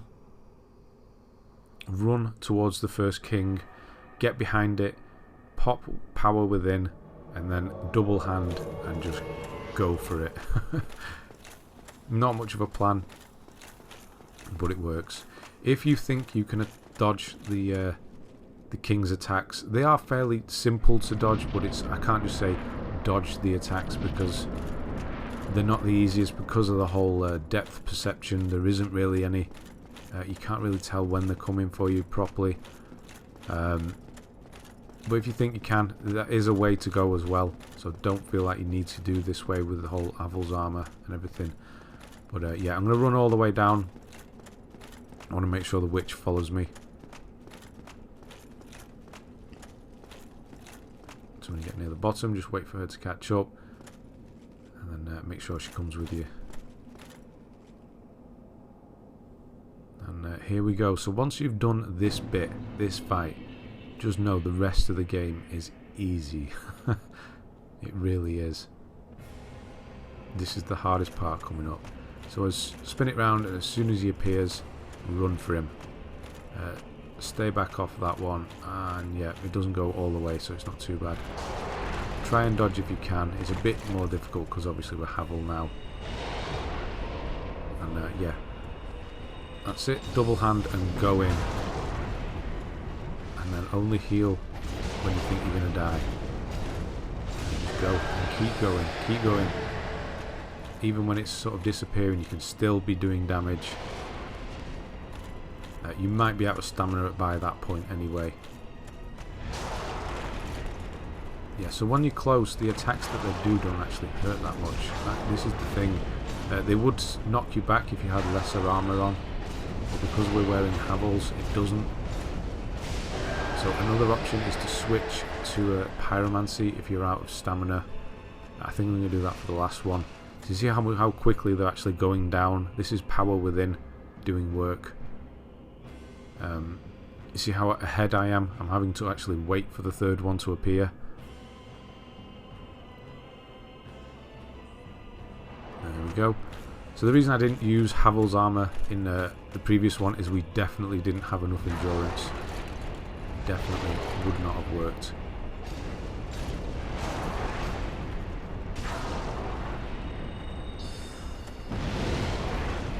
Yeah, she did a bit of work, putting a bit of work in, definitely helping a bit.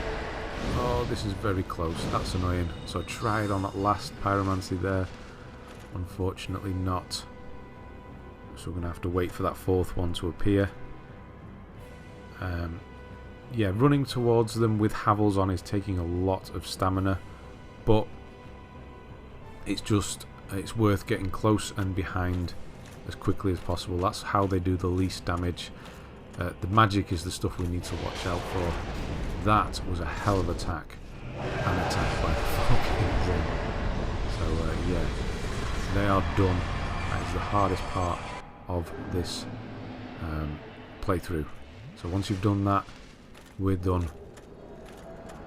It's easy, it's smooth sailing from now on. So I'm actually not going to speak to this one. This is Karth. Yes, Framped is the guy in the thingy. I'm going to make the other one friendly this time. So I'm not going to speak to him, I'm just going to warp the hell out. I'm just going to switch everything back before I warp.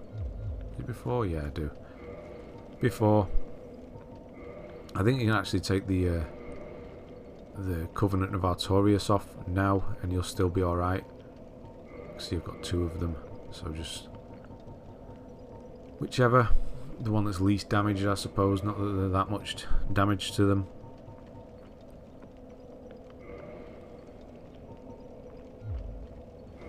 Yeah, now it's just a matter of getting the 3 Lord Souls. This bit can be done in any order. I'm going to be doing it in Duke's Archive, Tomb of the Giants, and then Lost Isolith, but it is up to you. The reason I do that is because I want to do the Covenant, Chaos Covenant, and I want to keep it, make sure everything goes right at the end with Solaire, that's all. Just get the other two done. So yeah, I'm just checking on him. She's still not around Rhea, so that's that.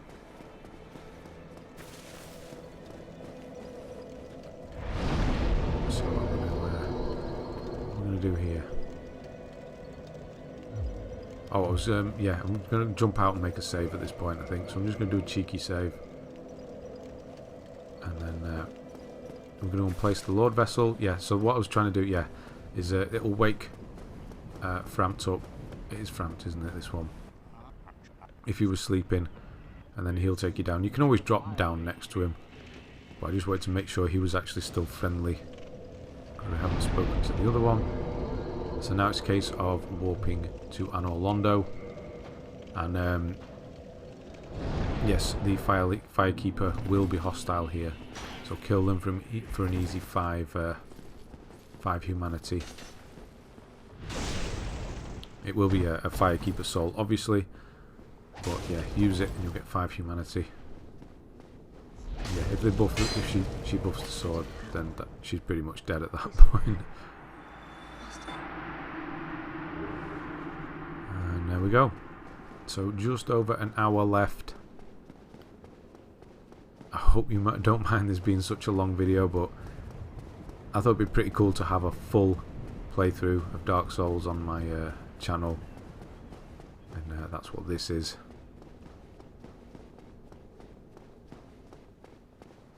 Yeah, lots of dodging going to be happening, lots of just avoiding enemies in this bit. The crystal hollows that are in there do so much damage. They could probably take 3/4 of my health. If they do the slam, that they do the jump attack, they can take 3/4 of your health very easily. You're going to see a complete malfunction of commands here. I'm trying to stop, but I rolled too early. I tried to stop and then do a roll, but it didn't work. I pressed it too early. But yeah, you need to get past that. I had to heal then, but you do need to get past him and go. If you're not going to kill him, you need to get the hell out, because he will chase you down. Don't worry about that bonfire, you can't light it. You've got enemies in the room. All we want to do is get to Seath for that first fight, so we can get down into the prison. So don't bother taking any of these on either. Just do your best. American football, rugby, whichever sport you prefer. See that backstab there? That was lucky. You can take a lot more damage than that off you. 2 archers, so watch out for those. And then take the left hand, because it's an archer up here. He's easier than the guy with the sword. And as soon as you hit the switch, you are safe. So we never have to come back in this room.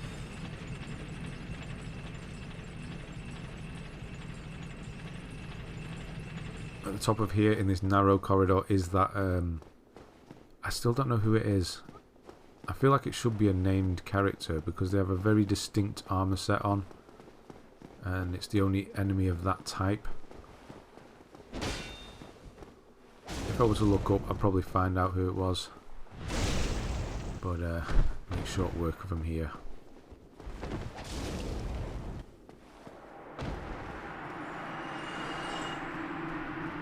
Move on, and then yes, get your ring of sacrifice, your rare ring of sacrifice, whichever one you want to use, whichever one you've got, get that ready, because you're gonna die. Like I mentioned previously, it doesn't take away your human status. You're still going to be human if you're human. It doesn't actually count as a death.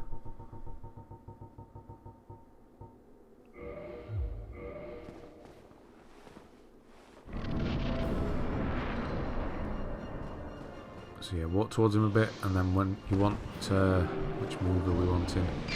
Not that one. Stay away from those.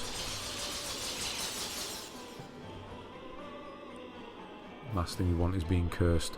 Although the rare ring of sacrifice would help against that. And this is the one you want. So just kill yourself when he does it. So you can get moving.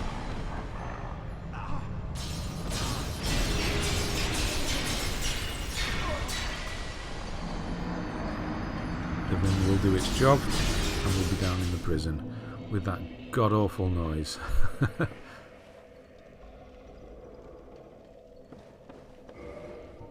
Yeah, I didn't sit at this bonfire. I should have done. I would definitely advise you do, because I haven't sat at a bonfire yet. I don't know why this sword won't get him. It will not reach through. So, pyromancy it is, I guess. Yeah, you got to pick the whole point is to pick the key up. There you go. Yep, we've got the noise. It's here. Everybody out. first one will attack you, the second one will not, so just take the opportunity to kill one of them.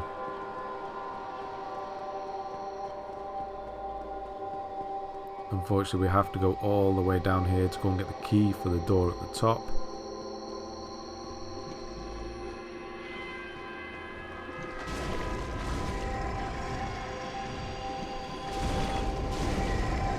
Yeah, watch out for these guys' grab as well. You can farm humanity from these guys if you need it. I think by the time I need to do the humanity, I have about 90. 30 soft, about 60 hard, maybe even more than that. I didn't count my twin humanities. So you shouldn't be far off that yourself. You should definitely have 30. There's lots of it to be found. And we're doing all these backup saves as well. You shouldn't be losing it through death. Oh, that was a bad one. I was lucky.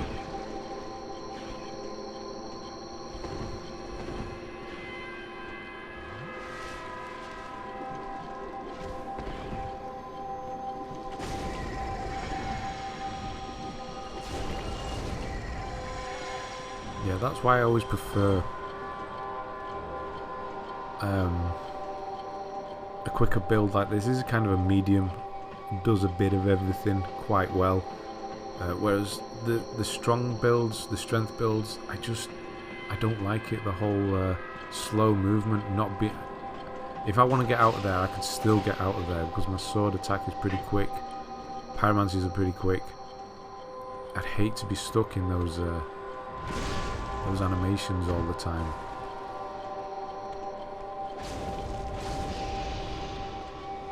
But yeah, if that's your style, then yeah, it's definitely not for me though.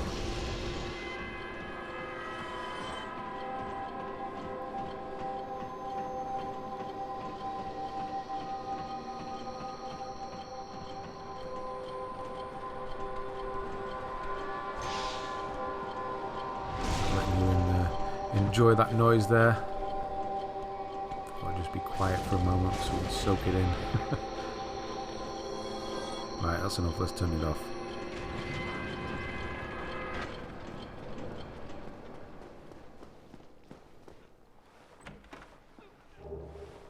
And there's the key, and that means we can get out. The rest of this is just going to be running through the archives. So after that, it's a jolly old jog up the stairs all the way to the top. Yeah, and a quick run through the archives, and then run through the crystal caves, and get to Seath as quickly as possible. Seath's not difficult at all, although I do have a couple of helpers, kind of. I suppose Seath has a couple of helpers. Yeah, you'll see that when we get to it. Hopefully it doesn't happen to you. Yeah, maybe you should just kill all the enemies in the area before going into the boss fight. But yeah, you'll see it afterwards.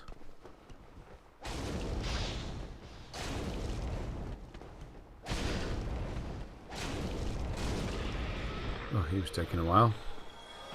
So yeah, it's back onto crystal enemies now. So I'm going to take my time a bit. I do run through this for the most part. But yeah, just to start with, I don't want to be followed with these crystal guys. They hurt so much. Don't want to be dying now. I still haven't sat at a bonfire.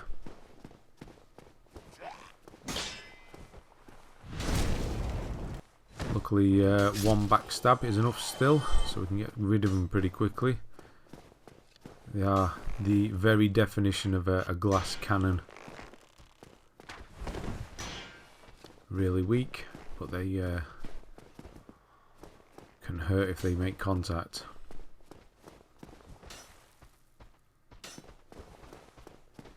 Even the archers, even though they're not using a crystal bow, or I don't think they are because they don't drop crystal bows. Yeah, they hurt a lot as well.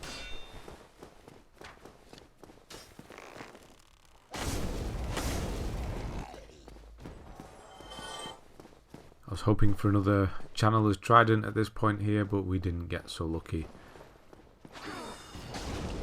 Would have been pretty cool to see another one. That's our destination across from where we are now, so we're going to have to go and rotate the stairs around. Not go this way. I don't know what I was thinking. No, not go this way. Now I've just woken that enemy up for no reason. Just go straight down here is what you're supposed to do.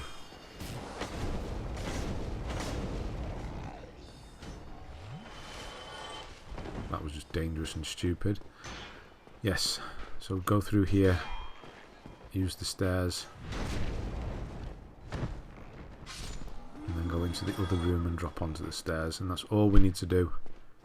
Then we can leave.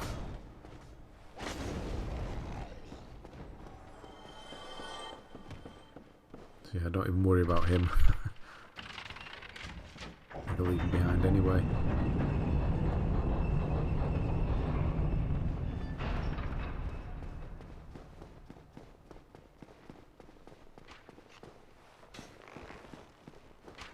Yeah, I really do like this Duke's Archive as an area. It's just the enemies in this place. They never seem to get the... It's the same in Bloodborne. In the... I forget the name of it. The... Not college. Is it a college? It's one of the better places. The School of Mensis. But the enemies in there are horrible.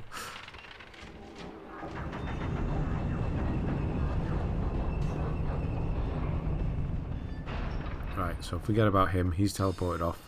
Don't care. Let's just go. So I'm going to open this shortcut up like usual. I'll sit at the bonfire because I've not sat at one since beginning Anor Londo.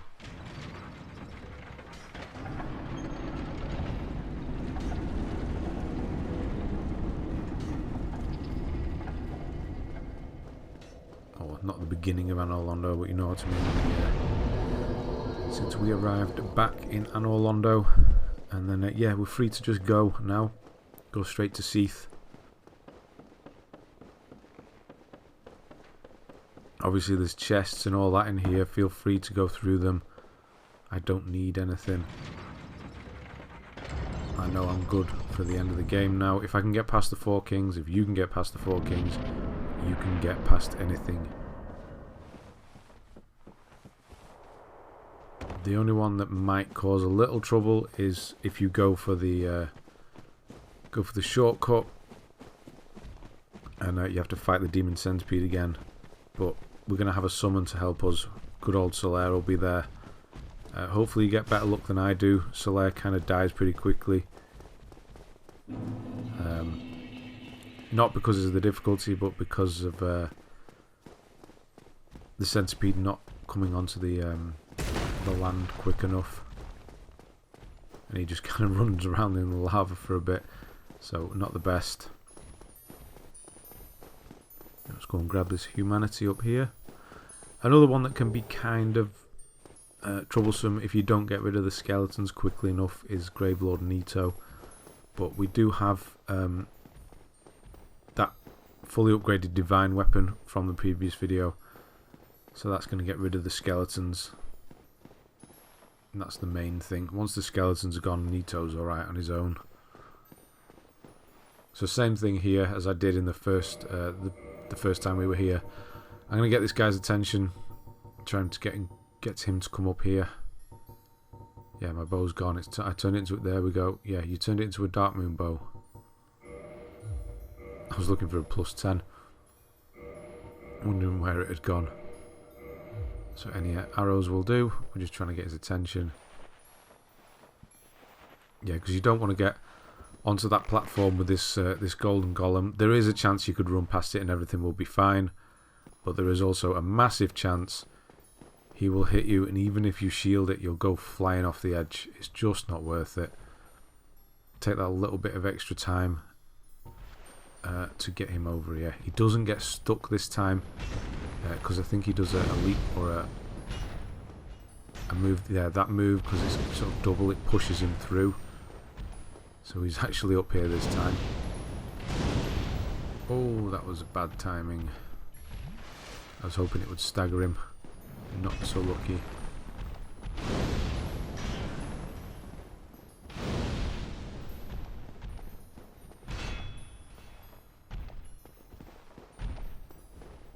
So yeah, make sure you don't hit any of the Moonlight butterflies as well. You don't want those joining in on the action. And he's gone. He's done. Just a one-off, so he'll never be back.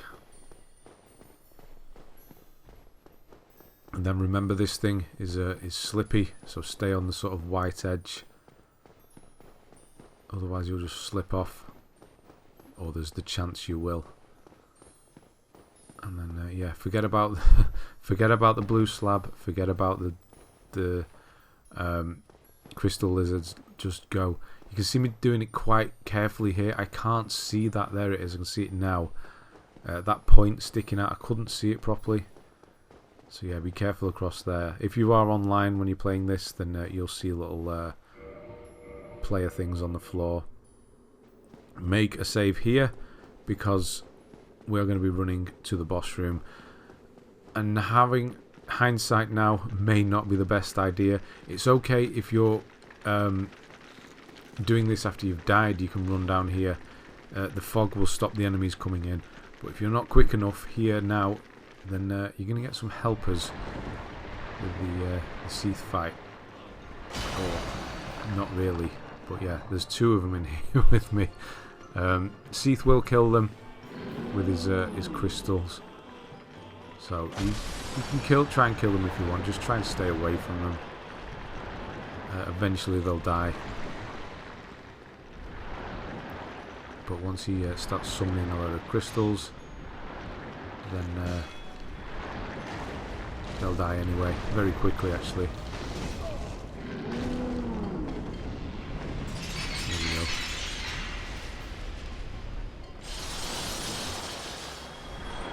So yeah, Seath himself is very easy. Just stay out of the crystals, that's all he's got. As long as you can stay out of them, then you'll be fine. Yeah, that's going to kill him off. We're now free. Let's take him on. You can go straight for the middle with Seath, but I kind of prefer to go for the edge. It gives you an out. Go for one of his little tentacle things. It gives you an out at the side. I'll finish him off in the middle in a minute. But yeah, you see him getting pushed through there.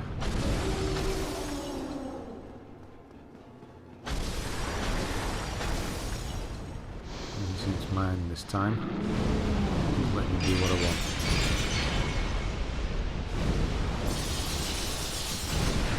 Yeah, that's just so easy. For a boss that's supposed to be so, I don't know, such a big part of the story. Well, I say story, but lore. He's pretty damn easy. And yeah, that's this bit done. We can now get the hell out of here, go back to Firelink, and move on to Catacombs and the Tomb of the Giants. So you're going to see a little transition here. I ran into the beginning of the Catacombs and then I realised I hadn't taken my Divine Weapon with me. So yeah, there we go, Divine Longsword.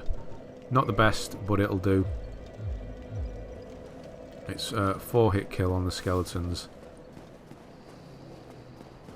If you don't have a Divine Weapon, it's not the end of the world. It's definitely needed for Gravelord Nito, I would say. It's not so much on the first playthrough, but on this one, you're going to need something divine to stop the skeletons, because they can get really annoying. Nito does kill them himself with his AoE attacks, and you can obviously kill them, they'll just keep coming back, but they do get annoying. Yeah, thanks once again to Foulmat for helping me out in this bit as well. In the video up for this one, the last one, I couldn't figure out why the skeletons sometimes came back to life and sometimes didn't. It's because of the pyromancers, and it all makes sense. It's making thinking back, it does. I think that's actually how I did this. I just could not remember it, or didn't remember it. But yes, the pyromancers are the key. Yeah, I'm trying to do this area because I'm basically trying to test my sword at this point. I want to see how much or little damage it does, and whether I actually just run through. This is just run through this area entirely.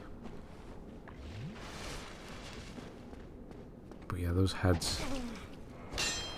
It's the wall. I just can't. Right. Let's try again.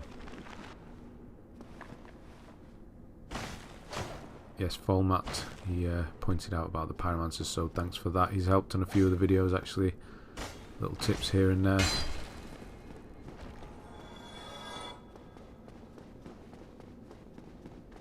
Right, I'm running for it.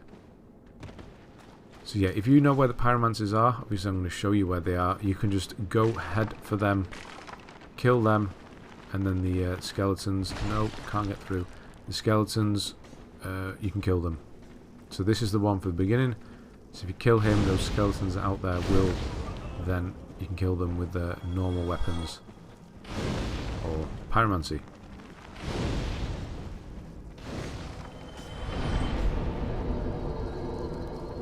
So I'm sitting there. Anyway, I want my pyromancy's back. More important, because I'm going to just run for it and just get through this bit. There's no need to be slow here.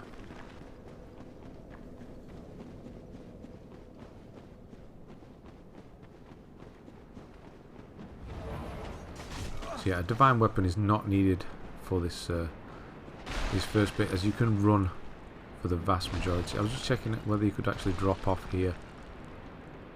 I think it would hurt. It's definitely spiked bridge. There's no edge there you can drop onto. Here's the pyromancer for this bit. I was almost getting ahead of him. I'm going to get rid of him.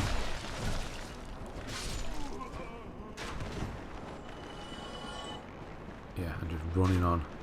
But yeah, divine weapon will be needed for Nito. It definitely helps. If you didn't fully upgrade the divine weapon, you can get the large divine ember. It's in the bottom of the Tomb of the Giants, where that room with the six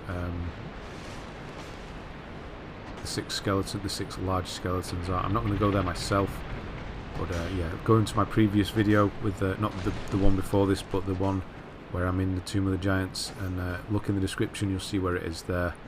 You can get it if you need it, and then go back to Andre in the Undead Parish, and he will upgrade your weapon for you if you're struggling, that is. Because Nito can be a pain. Well, Nito's not a pain actually; it's the skeletons that are a pain. So yeah, I'm just going to skip this and go right down to the bottom. And get to that dwarf. He's not a dwarf, is he? He just, I don't know, he kind of has that build to him. That sort of stout build. Anyway, that's where I'm heading. To the bottom. So you should have your 9 Eyes of Death. So we just need one more. I'm going to get you 3. Near where we do it anyway, so drop him.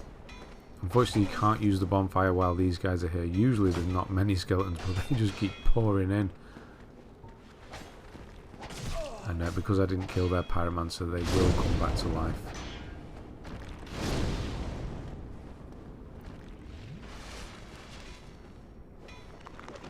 No.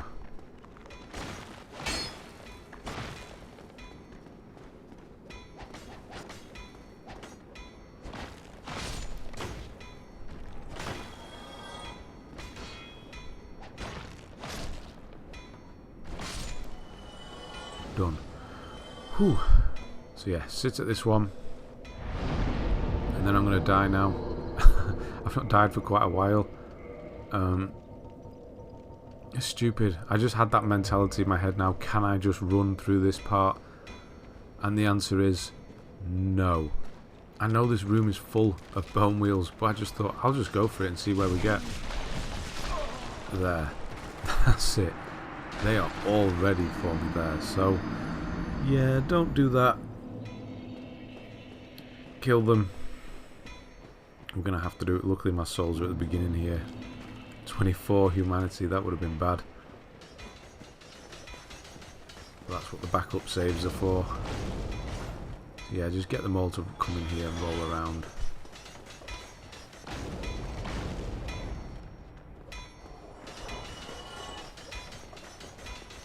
God, I hate these guys. There's just no control to them either. They're just all over the place.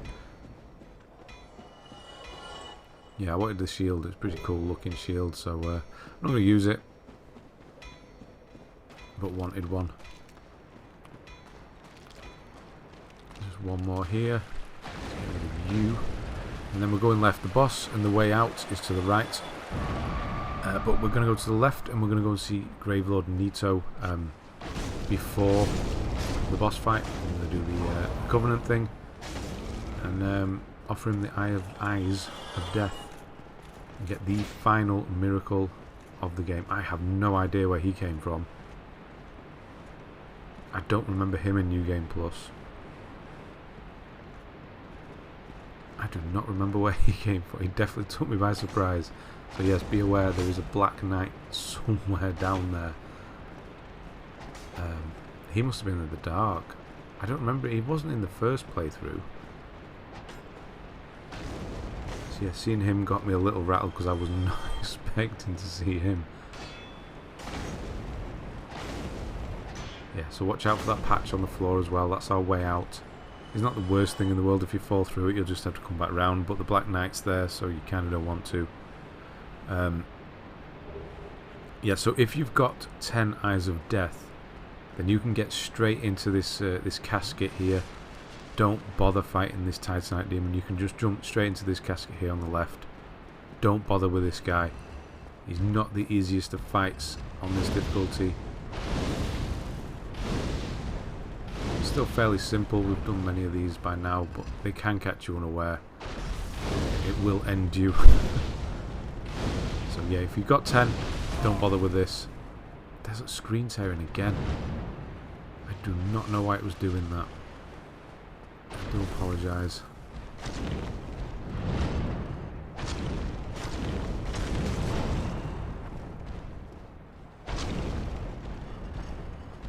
It just seems to take forever to take this one down.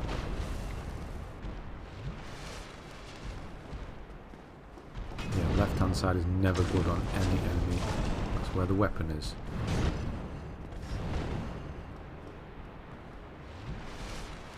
Or their right hand side. So yeah, all I'm doing is I'm getting rid of him so I can get those Eyes of Death behind him. So that's it. No need for the Demon Titanite or anything. So yeah, grab that and that's it, we're done. This is the final miracle. So that is all miracles, that's all pyromancies, that's all sorceries. They were done in the first playthrough, the other two. So this is the final miracle. Not that way. There you go. So yeah, join the Covenant and then just offer them. And you're going to get the trophy. Hopefully. Again, tick list or checklist on my website. There'll be a link in the description if you're missing anything or wondering where anything is or whatever. All pyromancy, sorceries, miracles and weapons are there. So just take a look if you're missing anything. You shouldn't be. I went through it all at the end of the last video. So you should be all up to date. And there you go. Prayer of the Maiden. Prayer of a Maiden. And now it's on to Pinwheel. Tomb of the Giants is actually very simple when you run through it. You can skip most of it because it is vertical. So you can just drop quite a lot of it. Skip it. So that's what we'll be doing, or I'll be doing anyway. So drop through here. That's going to take us down to where the pinwheels are. Not pinwheel, well, where pinwheel is, but where the bone wheels are as well. I haven't obviously learned my lesson because I'm just going to try and run past these ones. But one of them comes flying back past me now. Whoa, that was close. And there you go. onto Pinwheel, the infamous boss for all the wrong reasons.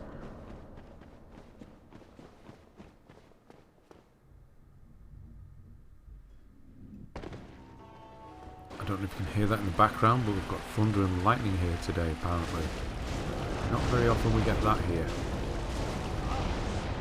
Oh my god, I took damage in a Pinwheel fight.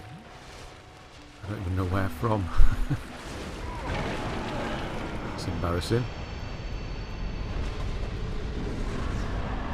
So Rite Kindling. Obviously you'll know what that is for. Explained it last time. It allows you to kindle bonfires multiple times, up to 20 Estus. A lot of bonfires, I think they actually keep their kindling. Don't quote me on this, but I feel like they keep their kindling from the first playthrough. Obviously switch to the sunlight maggot as well. It's dark in here. So this first bit with all the slides, the large caskets, you can actually just run past this guy as well. But just getting my bearings, see how many hits they take. It is 4. Yeah, you can just skip them all. So slide down here, slide down the next one, and run. Run, roll, and slide, and then go for the bonfire and rest, and it will reset everything. The skeletons will follow you. They may drop off, so be careful. And then rest. And we're going to go and see the hyena. We're going to go and get some humanity from him. You can obviously kill him as well if you like. I'm not particularly bothered. He's not going to drop anything I need. So I'm just going to get a load of humanity from him. Do a quick quit out and backup save there. Because why not? There's a bit of a dangerous part coming up. You can fall off if you try and take the shortcut like I do. So Dark Hand patches here. The hyena, he's going to give you 7. So that's a pretty good one to add to the total for the Chaos Covenant, which we need 30 of. See there, I'm up to 32, so should be a similar number. And these guys, we're going to skip. This is like literally the only one. You could probably even skip this one as well if you wanted to. This is going to be the only one that I fight. I'm going to be skipping the whole of this area pretty much. So as we go through here, there's the giant with the bow to the left. So if you run towards that light basically, and then jump off to where, or just drop off, and this is where the Silver Covenant ring is. And then wait, because the Black Knight will come down. I don't know what he was doing there. I think it was an arrow at the same time. So yeah, he'll come down as well. You could probably just leave him up here, because I don't think he can follow you. That was close. He just falls off anyway. And then do the jump across, and then the bonfire is going to be here to the right hand side. And then it's a case of just running to the safe point.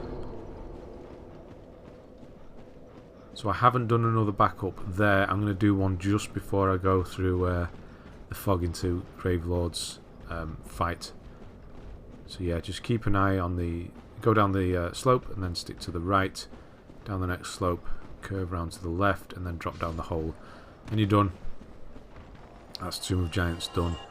Yeah, if you did need the large Divine Ember to upgrade a Divine Weapon, then yes, that will the previous bonfire, not the one before the one that we've just been at, the one where Patches is. If you go to the right there, that's where it is. If you drop down into the tomb with the 6 or 7 large skeletons, then it's at the back area there.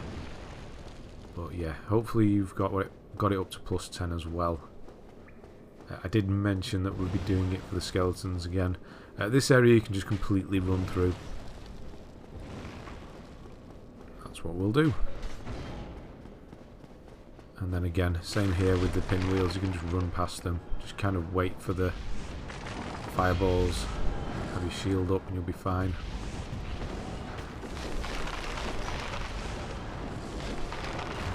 Through. And once we're through here, we're going to get set up. Do I actually make a save here? Or do I completely forget? I'll probably make a save. But anyway, make a save. And then switch to your divine weapon. I sort of get a feel here for how far I'm going to have to go down to find Quelaags. It's there, because I'm going to switch back again.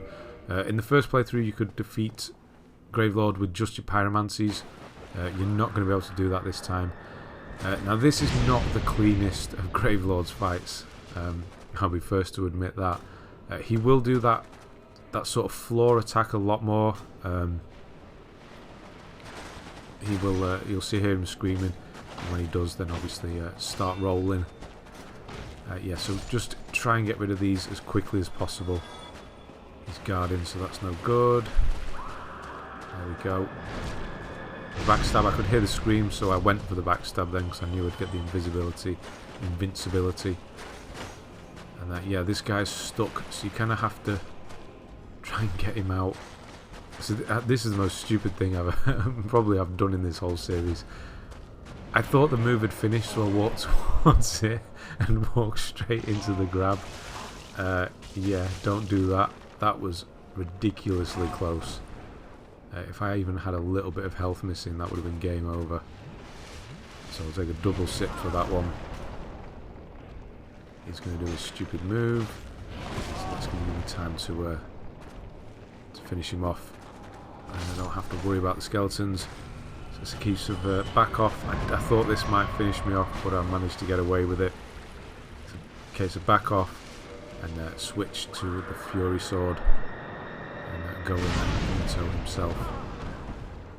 The scream attack doesn't do too much damage, so it's not too bad if you don't get, if you don't avoid it. I'm going to use pyromancies up first. Yeah, when he does this, just have your shield up. You will take damage, but you should have a lot of vitality by now. And then every other one, just throw a heal in, you should be fine.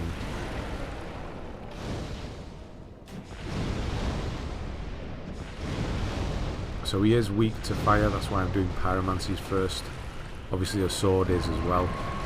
But sword is a kind of second fiddle, if I can get up close. Wow, that was close. Because yeah, you have the stamina left. He's not giving up with this one.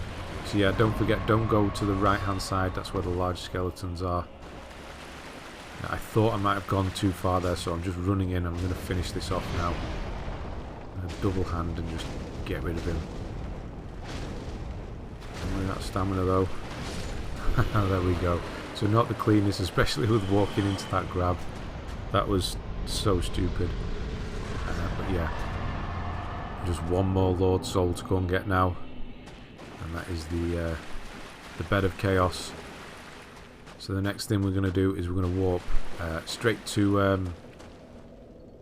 we're going to go. We're going to go straight to the Daughter of Chaos. Might as well put a few levels in. So I'm at Dexterity 40. The rest is just going into Vitality and Endurance. I've got more than enough levels now to deal with everything. So I'm just going to throw in a save here because Nito's done. So I'm going to back up the save. Good time to do it. There's nothing particularly difficult from now on. Don't kill her. Make sure you don't do that this time. We need to enter the Covenant, offer 30 humanity. That's going to allow us to open up the shortcut again and save Solaire's life. So he's available for the last fight. It's quite important, I would say. It's definitely something you should do. So yeah, I've used all my humanity up, my soft humanity there, so I'm just going to top that back up. Let's see how many we've got here. So we've got 70 plus 8. So quite, well, 69 plus 8. So 77, quite a lot. I don't think I'm running out anytime soon. I'm just going to double back here and rest here because you can get the 10 Estus. So yeah, the shortcut. There is an alternative. You can, apparently, I've not tried it, use poison mist through the wall if you don't want to pay the 30 humanity, and you can try and kill the maggot from there using poison mist pyromancy. I can't guarantee it's going to work, so I'm not going to recommend it, but it is always an option. To confirm it though, you will have to go all the way around, not make a save, speak to Solaire and hope that he survives, so just hope that you killed it. When I get to the door, I'll show you where the maggot is, so you can kind of... I don't think it's actually a maggot, the maggot's actually what comes out of it. Those little flea things. I'll show you where it is so you can get a rough idea of where to aim. But yeah, this area is pretty quick as well. If you're not going to do all of the bosses, we have opened the shortcut up so you can run straight to the Bed of Chaos now. But killing the maggot and then doing the Bed of Chaos is not good enough for Solaire's storyline. You need to speak to him after you kill the centipede demon, or the demon centipede, whatever it's called. And you can't get to that point using the orange ring because it's been taken away from us like a key. So we have to get it in every playthrough, so you have to at least go into the centipede demon fight and cut its tail off. I'm not even going to say to try that, but you might be able to walk around from the opposite direction and speak to Solaire that way. I'm not going to recommend it though. I'm just going to say do these two fights. They're not difficult, so you should be fine. Finish this guy off with a bow. Just do not want to get close to these things. There's just no easy way to take these guys on close up. Hopefully he doesn't come back.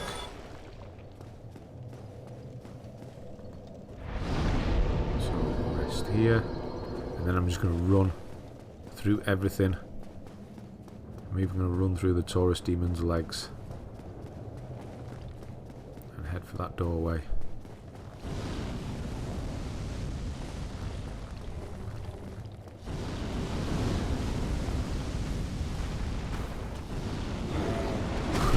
Go. Easy when you don't have to fight them. And we're going to go down to the right and open that shortcut up.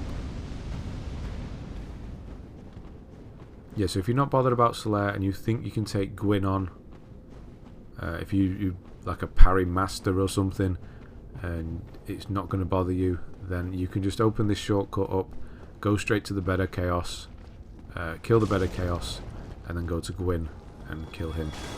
And then you're done. But I'm not that confident.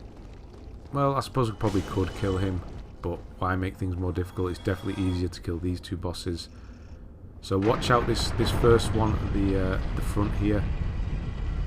There, that one here, this one that's closest, the one I'm chasing. That is the one that drops the maggot, Sunlight Maggot. That is the one that kills Solaire. So you can use poison mist through that. Whether you kill it, obviously you'll know if you've killed something because you'll get some souls, but if you're really desperate for humanity, that is always an option. But I'd rather confirm it myself, so I would probably personally go and farm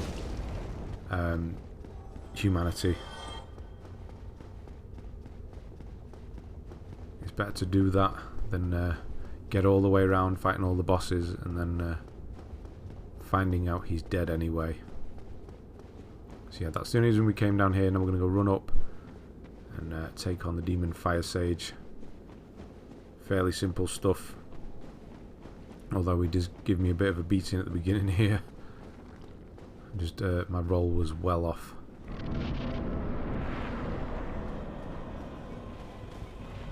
Terrible roll that. And then he follows up before I can even do anything. No, you cannot get away from that. That's close. To to make up for that. I don't think he manages to touch me again, so we'll see. But yeah, it's just stick to the back and just keep hitting him. Double handing, there's no need to block. And hopefully he'll just keep doing this because this is the easiest thing he does. Slam. Plenty of time to attack afterwards.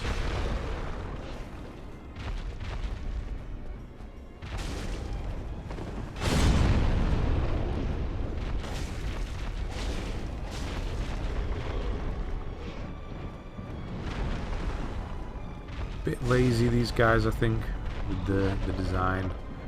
Having to fight the same boss. Will it be 6 times now? 7 by the time we're all said and done. Just different versions. So many imaginative boss designs. We have to fight the same one 3 times.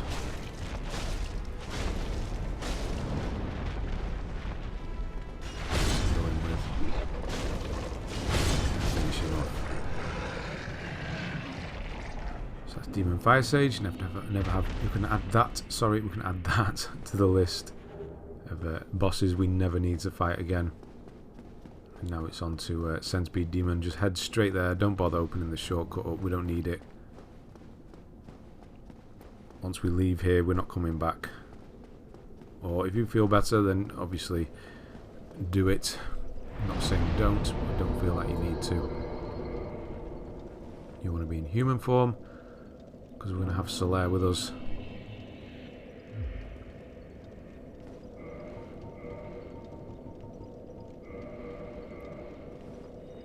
I have to dip into my reserves.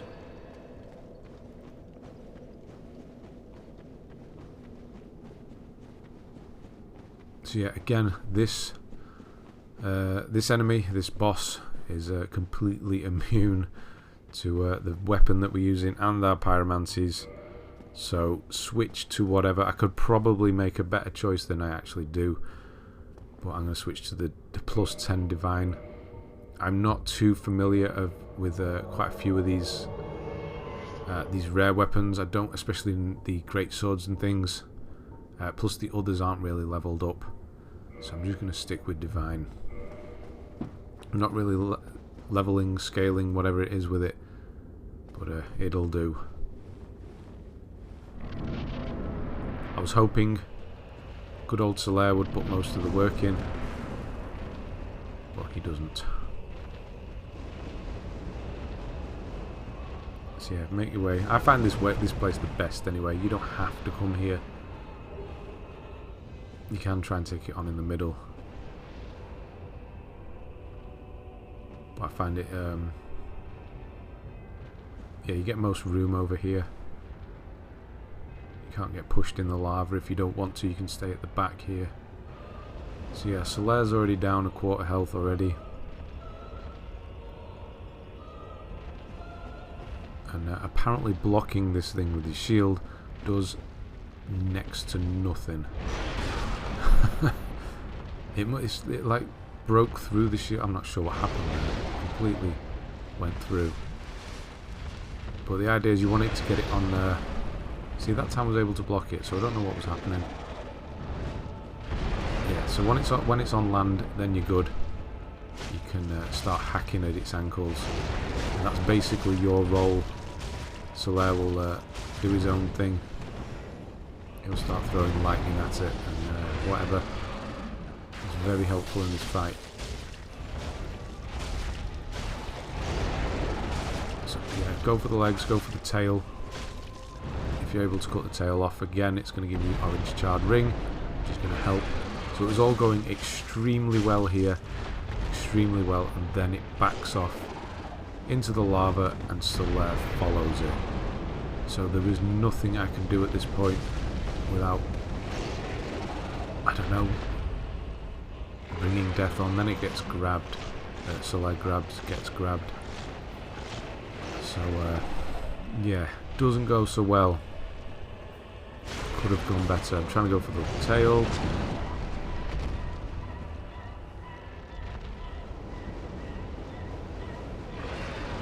But then it's going to finish him off.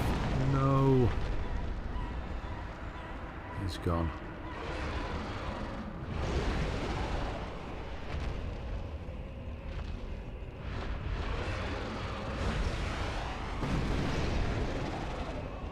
just want it to get back on this land. Once it's on land, I'm okay. There we go. Stop jumping around. Oh, that was close. Come on, die. There we go. So that could have been a lot smoother had it not ran off into the lava. And if you have this ring, if you're able to cut its tail off beforehand, it makes things a lot easier. Well, what am I telling you for? You've already fought it once. The technique doesn't change from the first time. So equip the ring. Most importantly, go and speak to Solaire. That's the whole reason we've just killed that guy, is to get this interaction here. Solaire will not move from here unless you speak to him. So he will not go to where the maggot things are. Why? But yes, once we've done that, I'm going to double check, make sure. Go back to my trusty old Quelaag sword. And bone back out and go and take the Bed of Chaos on for the final Lord Soul. We are nearly there now. It's been a long old slog. If you watch this, the whole thing, please comment, let me know. I'd be really interested to know if people have been. It's probably, no, it is my longest video so far. I'm not saying I'm going to make a habit of this, but I thought it'd be cool just to have the whole thing on here.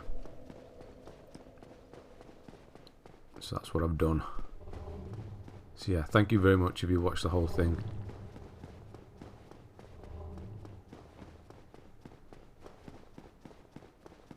So I'm just going to go and check. So you can go the opposite way, obviously, to get to the Bed of Chaos. But I'm going to go and check if Solaire's here. He is not here yet, but don't worry if he's not.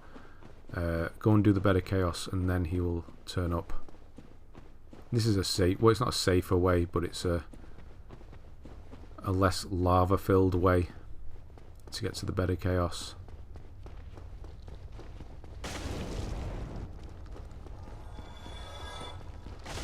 I'm going to be using a quit out trick for that boss as well, so there's literally no danger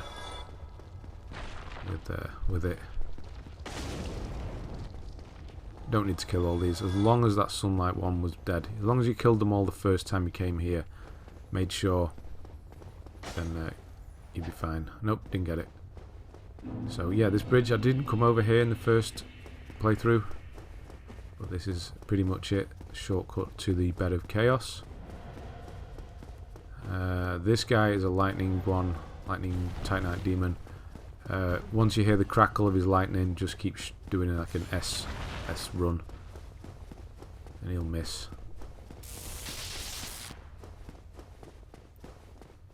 And then just ignore all these guys. I am in human form, so I am going to get invaded again whilst the Pyromancer is there. Just for safety's sake, I'm going to kill them both. And try and deal with the Pyromancer before the invasion happens. If you're not human, then it's not going to happen, so don't worry. You will need to kill the Pyromancer though. Very easy, because they take, or he, whoever, takes forever to wind up the Pyromancies, so there's plenty of time. And this guy is just a joke. I think he is a joke. He's supposed to be. He does, for such a late game. I think he's in it quite often. He does spawn a few times, Kirk. You can get his armor if you kill him all 3 times. But we're not doing that. Right, onto the Bed of Chaos. So the first entry in here is an easy one. No hole, just run either left or right.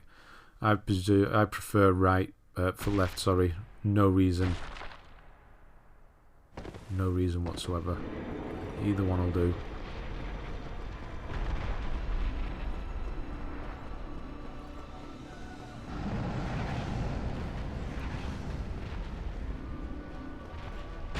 So I'm assuming you've killed it. This thing, whatever it is, this branch. Quit out. Jump back in, you'll be back at the top. I've made a backup save at that point, I'd advise you do the same as well. Because there's no hole in the first one, you can do the first one without worrying about it, but this second and third one is where problems can arise. The third one especially. The second one's not too bad. Just have your shield up, stick to that inner ring near the tree, have your shield up, you'll be fine. You can run, shield up now. There's a chance you might get hit again. Same again. Quit out. I didn't do a backup save that time, but you can if you want. I've still got the orange charred ring on, I've just noticed. That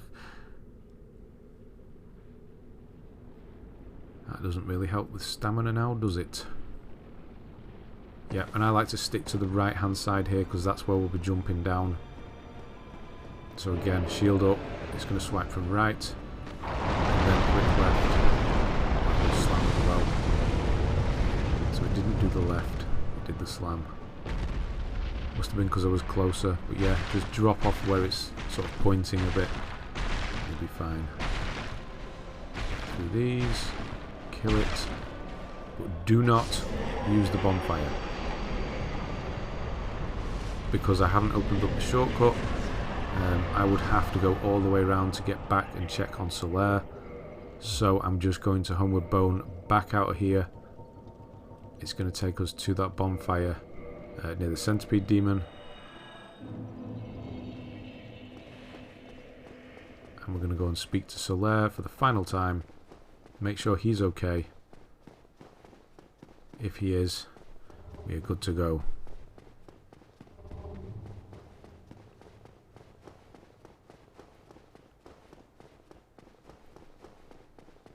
And yeah, that's Dark Souls New Game Plus. All we've got to do now is drop the souls into the Lordvessel and kill Gwyn. So at this point now, you'll just... I don't know what is going on. I'm sorry about that tearing. It's in the recording. It's not in the... obviously, it's not in the video.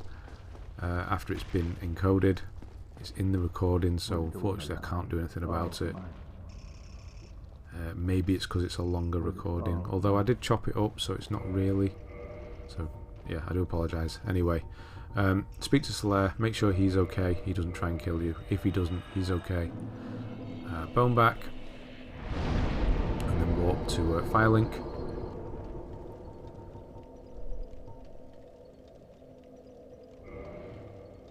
And then we can drop down.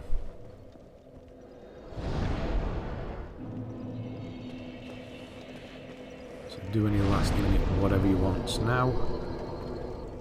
Shouldn't need anything. What am I on? 109? 109, 110. That's quite high. I haven't really done too much farming with regards to leveling. We did farm for the pyromancy flame and things. So you may well be higher. But yeah, you can talk to this guy, Frampt, and he'll sell you. You can sell stuff to him. Do not sell him any of the rare weapons. You will have to go and get them again. So offer in the souls, and away we go. So yeah, the next video is going to be New Game Plus. Again, there's not much of a leap in difficulty between New Game Plus and then Plus. It's definitely less than the jump in between New Game and then New Game Plus. That's a lot of new games.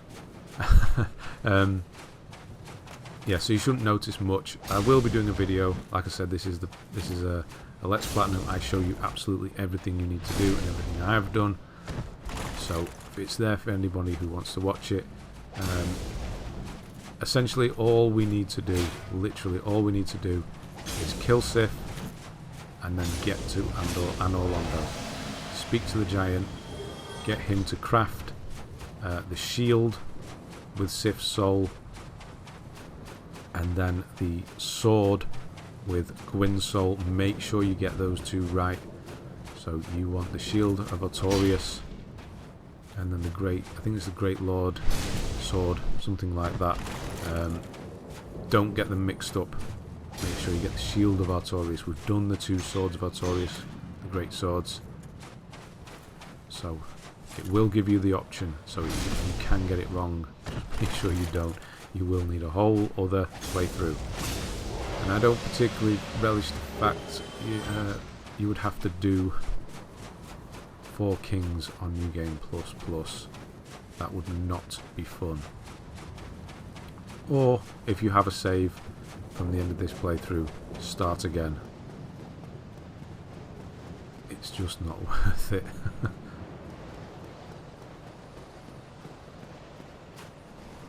So yeah, I believe the difficulty stops at New Game Plus 7, and it just sort of stops there. Be quite cool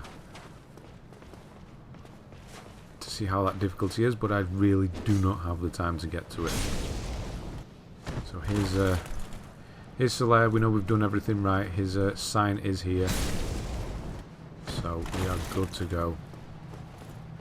Again, you don't need to have him, but it makes the fight just as easy as it was in New Game. It's just, he's not difficult if he has 2 targets. He'll bounce back and forth and not really go for either one of you, which is what you want. Although he can switch very quickly, so do be aware of that. So yeah, next video, I'll do the intro. I will explain again what the video we're doing, but there will not be commentary in it. I'll just be repeating myself over and over again. Everything I said in this one is true for that one. The first hour of this video is pretty much the same thing, apart from we won't be doing the Moonlight Butterfly. That's the only difference. But so it's a whole complete series. I will be doing it.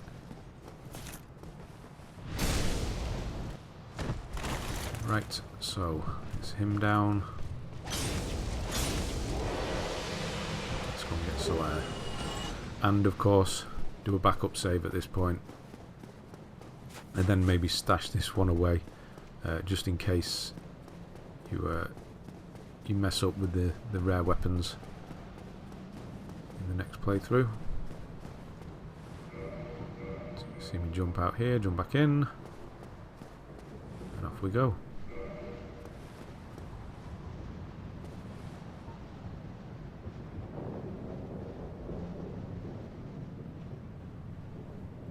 As you can see the video, what do we have here? 3 minutes left, and we've got to run down there and go through the fog yet.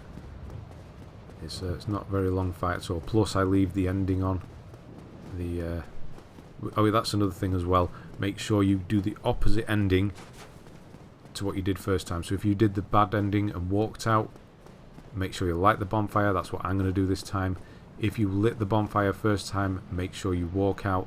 There are 2 ending trophies. Yeah, that's not too bad, because you could just reload that save you just made and kill Gwyn again and do it. But you don't want to have to do it again. So yeah, you can parry him if you want to try all that. I'm not personally going to give it a go this time. Not that I have done it once or twice. I promise it's not on camera. It's not on, I didn't capture it, but I have done it.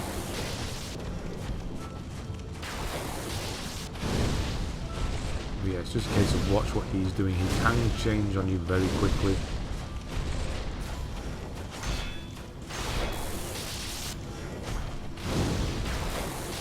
So if you hit him from behind, he's all of a sudden just going to change and come for you. I think he does it now. There, he's coming. He's quickly changed his focus.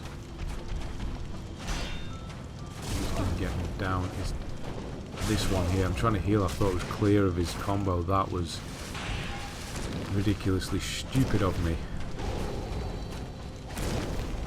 himself wide open. There we go. It's been done. It's the only other soul we need. Is his. Just Sif's next in the next playthrough. That's it. Platinum time. Nearly there. About an hour's left. Hour left to play through. 3 and that's it. Done. So yes, do the opposite to what you did last time. I'm going to go and light the bonfire. Right.